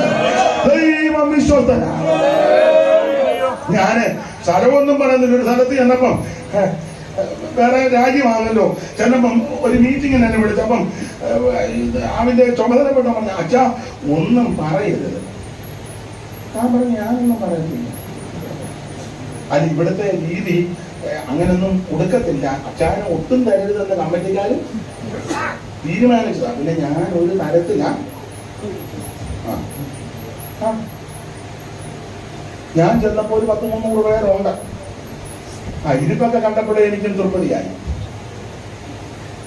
അപ്പൊ പറഞ്ഞു, അവർക്ക് ഇഷ്ടപ്പെട്ട ഇനി മീറ്റിങ്ങിന് വിളിക്കും. ചെന്ന് ഒത്തിരി വേർപാടൊന്നും ഒരു പരുവത്തിന് പോവുകയാണ്. യോഗം അങ്ങോട്ട് തുടങ്ങി. എനിക്ക് തന്ന കൃപയ്ക്കനുസരിച്ച് ഞാൻ ഒരു വാക്യം വായിച്ച് ചില ഉപദേശം തന്നെ തന്ന കൃപയ്ക്കനുസരിച്ച് പറഞ്ഞു. അപ്പോഴെല്ലാവരുടെ മോഹമൊക്കെ മാറി പരുവക്കാരായി. അപ്പൊ ഞാൻ ഇങ്ങോട്ട് മാറി നിന്ന് സംസാരിച്ചു. കാരണം എനിക്ക് പ്രോഗ്രാം ഒപ്പിച്ച് തന്നവൻ പുറകിരിപ്പുണ്ട്. അവൻ്റെ അടുത്ത് നിന്ന് അവൻ ജിബായി പിടിച്ച് വലിക്കാൻ മാറി. അവന് നോക്കിയേ ഇല്ല. ഞാൻ അങ്ങോട്ട് നോക്കുന്നല്ല ശരിക്കെന്ന് പറഞ്ഞു. ഇവനെ നോക്കിയാൽ ഇവൻ കണ്ണ് കാണിക്കിയിരിക്കാനൊക്കെ. അത് ഞാൻ അവനെ നോക്കിയേ ഇല്ല. അപ്പനൊന്നും അമ്മയൊന്നും നോക്കിയില്ല. സ്വന്തം സഹോദരന്മാരും നോക്കിയില്ല. മക്കളൊന്നും നോക്കിയില്ലല്ലോ. പ്രമാണമല്ലേ ലേവി അത് പ്രസംഗിച്ചു കഴിഞ്ഞാൽ ഒരുമാതിരിപ്പെട്ട കാര്യം കൈ തന്നില്ല. അപ്പൊ ഇവൻ അടുത്ത് വന്ന് ചോദിച്ചു, തൃപ്തി ആയല്ലോ എന്ന് ചോദിച്ചു. അത് ഞാൻ അധികം വിവരിക്കുന്നില്ല. അപ്പൊ ഞാൻ ഈ പ്രസംഗം ഇങ്ങനെ ഇതപ്പം പുറകിരുന്ന ഒരു അമ്മാമ്മ, അല്പം തറവുള്ള ഒരു അമ്മാമ്മയോ ഭയങ്കരമായിട്ട് ആസ്വദിക്കുകയും സന്തോഷിക്കുകയൊക്കെ ചെയ്യുന്ന കണ്ടു. യോഗമെല്ലാം കഴിഞ്ഞപ്പോ ഈ അമ്മാമ്മ മുന്നിൽ വന്നു. വേറെ ആരും വന്നില്ല. അമ്മാമ്മ വന്നേച്ച് ഓപ്പണായിട്ട് അങ്ങ് പറയാം. ഒരു കവർ കൊണ്ട് തന്നു. എന്നോട് പറഞ്ഞ് ഇത് സ്വീകരിക്കണം. ഞാൻ പറഞ്ഞു വേണ്ട. അല്ലല്ലോ അത് ഹൃദയവേദന ഉണ്ടായിരുന്നു. അപ്പൊ എന്നോട് പറഞ്ഞു, ഒത്തിരി നാൾ കൊണ്ട് പ്രാർത്ഥിക്കുക, കാര്യങ്ങളൊക്കെ ഒന്ന് തീർത്ത് പറയുന്ന ഒരാളെ ദൈവം ഇവിടെ അയക്കണമെന്ന് പ്രാർത്ഥിച്ചുകൊണ്ടിരിക്കുകയാണ്. എന്റെ പ്രാർത്ഥന എന്റെ ദൈവം കേട്ടു. വേറെ ചില കാര്യം പറഞ്ഞെല്ലാം ഒന്നും പറയാൻ നേരമില്ല. അതുകൊണ്ട് ഇതൊന്ന് സ്വീകരിക്കാം. അപ്പം എന്റെ കൂടെ വണ്ണം പറഞ്ഞു മേടിച്ചോളാൻ പറഞ്ഞു. അവന് മനസ്സിലായി വേറെ ഒന്നും കിട്ടാനില്ല. ഇത് തള്ളയെങ്കിലും തന്നല്ലോ. ഈ മാന്യ മാതാവ് സന്തോഷത്തോടെ കണ്ണുമൊക്കെ നിറയുന്നുണ്ട്. അപ്പൊ ഞാൻ അവർക്കൊരു പ്രയാസം വരാതിരിക്കാൻ സ്വീകരിച്ചു. വേറെ ആരും ഒന്നും തന്നില്ല. വേണ്ട. റൂമിൽ ചെന്നു. ഞാനൊക്കെ തുറന്ന് പറയാം. ഞാൻ നിങ്ങൾ ഒന്നുകൂടെ ധൈര്യപ്പെടാനും കൂടെ ആയി പറഞ്ഞു തരുന്നു. അല്ലെ കിട്ടിയ വിജയമായിട്ട് പറയാനല്ല. ചെന്ന് വീട്ടിൽ ചെന്നു ഡ്രസ്സുമൊക്കെ മാറി പ്രാർത്ഥിച്ചി അമ്മാമ്മ തന്ന കവറ് തുറന്നു നോക്കിയപ്പോ ഒരു ചെക്ക. ആ നാടുകളിലെല്ലാം അവിടെ ശുശ്രൂഷിച്ചാൽ നമുക്കുണ്ടല്ലോ ചില ധാരണകളൊക്കെ ഉണ്ടല്ലോ. തുറന്നിട്ട് തുകയൊന്നും ഞാൻ പറയുന്നില്ല. പൂജ്യമൊക്കെ കൂടുതലുണ്ട്. ഇപ്പൊ അത്ര പറയുന്നു. ദൈവം തന്നെ നടത്തി. ഞാന് ചെക്കുമായിട്ട് അവൻ്റെ കരുതറിഞ്ഞു, നീ അല്ലേ പറഞ്ഞ ഉപദേശം പറഞ്ഞ കാഴ്ച വിട്ട് തരുന്നു, നോക്കടാന്ന് പറഞ്ഞു. പൂജ എണ്ണാൻ പറഞ്ഞു. പൂജ എണ്ണുന്നതിന് മുടക്കൊന്നുമില്ലല്ലോ. നല്ല രീതിയിൽ ചിന്തിക്കണം. നീ വചനം കാത്താൽ, പ്രമാണം കാത്താൽ, ഉപദേശത്തിന് വേണ്ടി നിന്നാൽ നിന്നെ പുലർത്താൻ ദൈവം വിശ്വസ്തൻ. ദേവിയെ പറ്റി പറയുക, അവന്റെ വചനം കാത്തു എന്റെ പ്രമാണം. അതുകൊണ്ട് അടുത്ത വാക്യം വായിച്ച് ഓടിച്ചു വായിത്. അവർ യാക്കോബിന് നിന്റെ വിധികളും എന്ന് പറഞ്ഞാൽ ലേവിയുടെ യോഗത്തിന് പോകരുത്, നമ്മുടെ യോഗത്തിന് ലേവിയെ വിളിക്കരുതെന്ന് പറഞ്ഞ ശാപത്തെ ഇപ്പൊ തിരിച്ചു തപ്പില്ല പറയാ. ഇനി എല്ലാരും ലേവിയുടെ ഇടക്കച്ചൊന്ന് ഉപദേശം ചോദിക്കാൻ സമയം തക്കത്തിൽ ഉപയോഗിച്ചതിന്റെ ഗുണം കണ്ടോ? ഇവരെ ഒഴിച്ചു മാറ്റി വേർതിരിച്ചിട്ടതാ ദൈവം. ഈ ശാപത്തെ തിരിച്ച് അനുഗ്രഹമാക്കിയിട്ട് പറഞ്ഞു, ഇനി 12 ഗോത്രവും ഉപദേശം ചോദിക്കാൻ ലേവിയുടെ ഇടക്കച്ചെല്ലണം. ഇവന്റെ യോഗത്തിന് പോകരുത്, നമ്മുടെ യോഗത്തിന് ഇവരെ വിളിക്കരുതെന്ന് പറഞ്ഞ ആ ശാപത്തിന്റെ കെട്ടിനെ ദൈവം പൊട്ടിച്ചു. പറഞ്ഞു ലേവിയുടെ കയ്യിൽ ചെല്ലണം. അടുത്ത വാക്യം വായിച്ചേ. അവൻ നിന്റെ സന്നിധി സുഗന്ധധൂപവും. അടുത്ത വാക്യം, അവന്റെ ധനത്തെ അനുഗ്രഹിക്കണം. ഞാൻ എന്റെ ശൈലിയിൽ എന്ന് പറയാം, ഈ ദേവിയുടെ ധനത്തെ അനുഗ്രഹിക്കാൻ എന്ന് പറഞ്ഞാൽ പൗരോഹിത്യ ശുശ്രൂഷ ലേവിക്ക് കൊടുത്തു. അപ്പൊ പ്രമാണമുണ്ട്, ദേശാംശമെല്ലാം ലേവിക്കിരിക്കണം. ശുശ്രൂഷ ചെയ്യുന്നവർക്ക് 12 ഗോത്രമുണ്ട്. ഞാനെപ്പോഴും പറയും, 100 രൂപ കിട്ടിയാൽ പ്രമാണം 10 രൂപ കൊണ്ടുവരണം. ദശാംശം 10-1. 12 ഗോത്രമാകുമ്പോ 10-1 കൊണ്ടുവന്നാൽ എത്ര രൂപ ഉണ്ടച്ചാ? 120. കൊടുത്തവൻ എത്രയുണ്ട്? 90. 100 കിട്ടിയവൻ 10 കൊടുത്തപ്പോ അവന്റെ കയ്യിൽ 90. 12 ഗോത്രക്കാർ 10 വെച്ച് കൊണ്ടുവരുമ്പോ 120. അപ്പൊ ഈ ഇവിടെ വരുന്ന ആർക്കുള്ളതാ? അപ്പൊ ലേവിക്ക് എത്രയുണ്ട്? 120. കൊടുത്തവനോ 90. നിന്റെ ധനത്തെ അനുഗ്രഹിക്കുമോ? നിന്റെ ധനത്തെ ദൈവം അനുഗ്രഹിക്കുമോ? സ്തോത്രം. പ്രമാണത്തിന് വേണ്ടി നിനക്ക് ദൈവം തന്നെ മാനിക്കും, ദൈവം തന്നെ ഉയർത്തും, ദൈവം തന്നെ ആദരിക്കും. ലേവി സമയം തക്കത്തിന് ഉപയോഗിച്ചു. ഇത് ദുഷ്കാലമാകിയാൽ സമയം തക്കത്തിന് ഉപയോഗിക്കണം. എന്നെ കേൾക്കുന്ന പ്രിയരെ, സമയം നഷ്ടപ്പെടുത്തി കളയരുത്, സമയം നഷ്ടപ്പെടുത്തരുത്, സമയം തക്കത്തിന് ഉപയോഗിക്കണം. രണ്ട് കാര്യങ്ങളുടെ കമ്പിമാലകം പോലെ പറയാ, എടുത്ത് വായിപ്പിക്കുന്നില്ല. അവൻ സ്തോത്രം. ആ ന്യായാധിപന്മാരുടെ പുസ്തകം 5-ാം അധ്യായത്തിന്റെ 18 മുതൽ താഴോട്ടും, അതുപോലെ തന്നെ 68-ാം സങ്കീർത്തനം 24 മുതൽ താഴോട്ടും പഠിക്കുമ്പോൾ അവിടെ സെബൂലൂനെ നഫ്താലിയെയും കാണുന്നുണ്ട്. അപ്പോൾ ന്യായാധിപന്മാരുടെ പുസ്തകം 5-ാം അധ്യായത്തിൽ സീസര 900 ഇരുമ്പുരഥങ്ങളുമായിട്ട് വന്നപ്പോൾ താബോർ മലയുടെ മുകളിൽ എന്റെ ഭാഷ പറഞ്ഞാൽ ആരാധിക്കാനും പ്രാർത്ഥിക്കാനും പോയത് സെബൂലൂന്റെ നഫ്താലിയുടെ 10,000 പേരാ. മിടുക്കന്മാരാരും പോയില്ല. സെബൂലൂനും നഫ്താലിയും ഒന്ന് ദാസികളെ ചേർക്കാൻ, 2 അനിഷ്ടകളെ ചേർക്കാൻ. ഒന്ന് ദാസിയുടെയും 2 ഉൽപ്പത്തി പുസ്തകം 30-ാം അധ്യായത്തിന്റെ 8-9 വാക്യവും ഉൽപ്പത്തി 30-ന്റെ 19-20 എടുത്ത് വായിപ്പിക്കുന്നില്ല. ഈ 2 ഭാഗവും വായിക്കുമ്പോൾ ഒന്ന് ദാസികയുടെ മകനും ഒന്ന് അനിഷ്ടയുടെ മകനും സെബൂലൂനും നഫ്താലിയും 2 പരുവക്കേടാണ്. എന്നാൽ ഈ പരുവക്കേട് പിടിച്ച് കിടക്കുക. ഇനി അവകാശ ഭൂമി കൊടുത്തപ്പോൾ ഇവർക്ക് കൊടുത്തത് എവിടെയാണെന്ന് അറിയാം? കാബൂൽ ദേശം. വാക്യങ്ങളെടുത്ത് വായിപ്പിക്കാൻ നേരമില്ല. കാബൂല് ഇരുണ്ട സ്ഥലം, അതാണ് കാബൂൽ ദേശം, അതാണ് ഗലീല. ഇതെല്ലാം അതിൽ പെട്ടതാ. അതുകൊണ്ടാണ് അഭിഷേകം പ്രാപിച്ച അപ്പോസ്തലപ്രവൃത്തി 2-ൽ ഇവര് ദൈവത്തെ മഹത്വപ്പെടുത്തി അന്യഭാഷ പറഞ്ഞപ്പോൾ മിടുക്കന്മാരെല്ലാം പറഞ്ഞു, ഇവരെല്ലാം ഗലീലക്കാരല്ലയോ, വിദ്യാഭ്യാസം ഒന്നും ഉള്ളവരല്ലെന്ന്. അതാ എഴുതി പറഞ്ഞു, ഗലീലക്കാര് അല്ലയോ എന്ന്. ഇവർക്ക് ഉൾക്കൊള്ളാൻ പറ്റുന്നില്ല, വിദ്യാഭ്യാസം ഒന്നും അല്ലല്ലോ. അപ്പൊ ഇത് ഇരുണ്ട സ്ഥലമാണ് ഗലീല. അതാ യെശയ്യാ പറഞ്ഞ 9-ാം അധ്യായത്തിൽ തിമിരമുള്ള ദേശം, അന്ധകാരമുള്ള ദേശം, ഇരുട്ടുള്ള ദേശം, അതാണ് ഇവർക്ക് കിട്ടിയ അവകാശ ഭൂമി. എല്ലാ വാക്യങ്ങളും പഠിപ്പിക്കുന്നില്ല. അപ്പോ പക്ഷെ ഇങ്ങനെയുള്ള ആൾക്കാര് അവൻ താബോർ മലയുടെ മുകളിൽ ആരാധനയ്ക്ക് അവൻ കയറിപ്പോയി. സെബൂലൂന്റെ നഫ്താലിയുടെ 10,000 പേര്. മിടുക്കന്മാരാരും പോയില്ല. മിടുക്കന്മാരാരും അന്നും അങ്ങനെ ഇന്നും അങ്ങനെ. മിടുക്കന്മാരാരും നിങ്ങളൊരു യോഗം ഞാൻ മിടുക്കന്മാരാരും അല്ലേറിയ പറയുന്നത് സ്തോത്രം പറഞ്ഞ നിങ്ങൾ കണ്ടോ? പിന്നെ മിടുക്കന്മാരില്ല.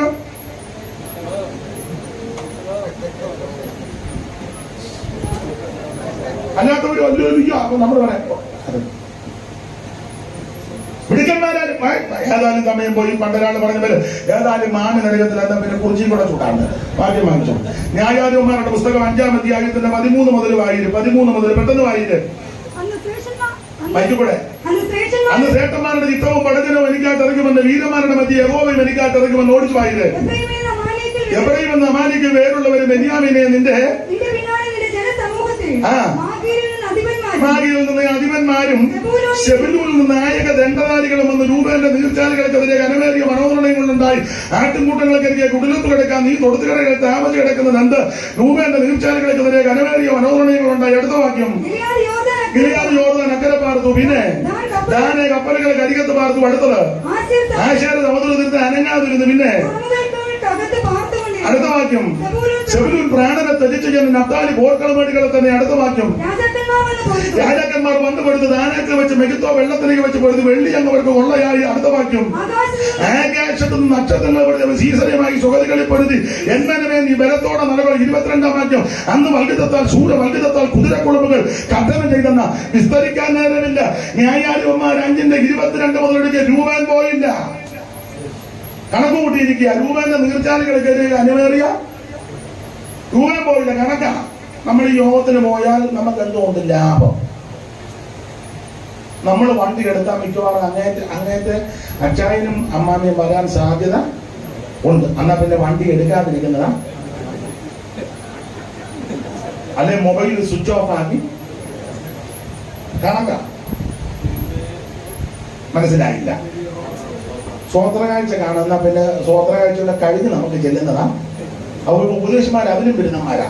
പ്രസംഗത്തിനിടെ സ്വോത്രകാഴ്ച ഇതിനെ ഒരു തരത്തിലും വിടുകയില്ല. കണക്കല്ലേ മൊത്തം, കണക്ക് വിട്ടില്ല. സ്തോത്രം കണക്കാ. ചുരുക്കി പറഞ്ഞാൽ മിടുക്കന്മാരാരും പോയില്ല. സെബൂലൂനും നഫ്താലിയും പോയി.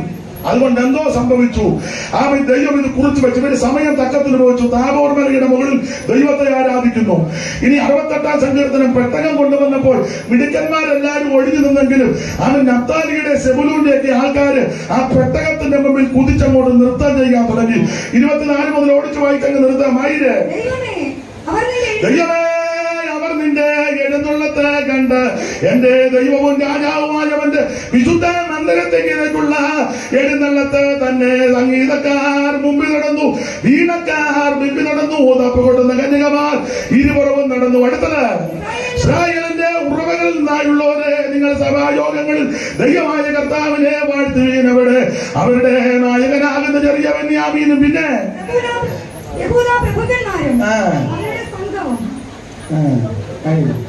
വായിച്ചോ പിന്നെ അപ്പൊ സെബുലൂൻ പ്രഭുക്കന്മാരും നഫ്താലി പ്രഭുക്കന്മാരുമല്ല. ഈ പെട്ടകം അങ്ങോട്ട് കൊണ്ടുവന്നപ്പോൾ അതിന്റെ മുമ്പിൽ നൃത്തം ചെയ്യാനും ദൈവത്തെ സ്തുതിക്കാനുണ്ട്. അവര് സമയം തക്കത്തിൽ ഉപയോഗിച്ചു. സീസറുടെ യുദ്ധം വന്നപ്പോൾ നഫ്താലിയും സെബുലൂനും സമയം തക്കത്തിൽ ഉപയോഗിച്ചു. ദാവീദ് പെട്ടകം കൊണ്ടുവന്നപ്പോൾ നഫ്താലിയും സെബുലൂനും സമയം തക്കത്തിൽ ഉപയോഗിച്ചു. അതുകൊണ്ട് എന്തോ സംഭവിച്ചെന്നൂടെ പറയുക. യെശയ്യാ പ്രവചനം 9-ാം അധ്യായം ചേർത്ത് വായിച്ച് ഇത് സെബുലൂന്റെ നഫ്താലിയുടെ സ്ഥലമാ. വായിര് 9-1 വായിര് 9-1. ഇത് കഷ്ടതയിരുന്ന ദേശത്തിന് ഈ സെബുലൂനും നഫ്താലിക്ക് അവകാശമായി കിട്ടിയ സ്ഥലമാ. കഷ്ടത, തിമിരം. പിന്നെ ഹീനതയുള്ള ദേശം. എല്ലാ വാക്യം എടുക്കാൻ നേരമില്ല. ദൈവദാസനെ വാച്ചടക്കൊന്ന് കാണിച്ചു, പറഞ്ഞില്ലെങ്കിലും കാണിച്ചു, ഇങ്ങനെ പതുക്കെ ചരിച്ച് ഇതൊക്കെ ഞാൻ കണ്ടു ദൈവത്തിന്. അതുകൊണ്ട് ഞാൻ അടങ്ങുക. ദൈവത്തിന് മഹത്വം ഉണ്ടാകട്ടെ. അവൻ സെബുലൂനും നഫ്താലിയും ഇവർക്ക് കിട്ടിയ ദേശം ഹീനതയുള്ളത്. ബഹുമാനപ്പെട്ട സാറ് നോക്കുന്നുണ്ട്. എന്നാൽ എന്നെ കേട്ടിരിക്കുന്നല്ലോ. ഞാൻ മറന്നിട്ടില്ല കേട്ടോ. മലയാളത്തിന്റെ പ്രഗത്ഭനാന്ന് എനിക്കറിയാം, മറന്നിട്ടില്ല. എങ്കിലും ഒരു ചില നേരവും കൂടെ ദൈവത്തിന് മഹത്വം. സെബുലൂനും നഫ്താലിയും ഈ ദേശം ഹീനതയുള്ള ദേശം, തിമിരമുള്ള ദേശം, ബലഹീനമായ ദേശം എന്ന് പറഞ്ഞാൽ ബലഹീന ദേശത്തുള്ള, ഹീനതയുള്ള ദേശത്തുള്ള, തിമിരമുള്ള ദേശത്തുള്ള നഫ്താലിയും സെബുലൂനും ഒന്ന് സമയം തക്കത്തിൽ ഉപയോഗിച്ച് ദൈവത്തെ ആരാധിച്ചു. 2 സമയം തക്കത്തിൽ ഉപയോഗിച്ച് പെട്ടകത്തിന്റെ മുമ്പിൽ വന്നു, ദൈവത്തെ മഹത്വപ്പെടുത്തി. അതുകൊണ്ട് സ്വർഗം ചെയ്തത് എന്നാന്നറിയാമോ?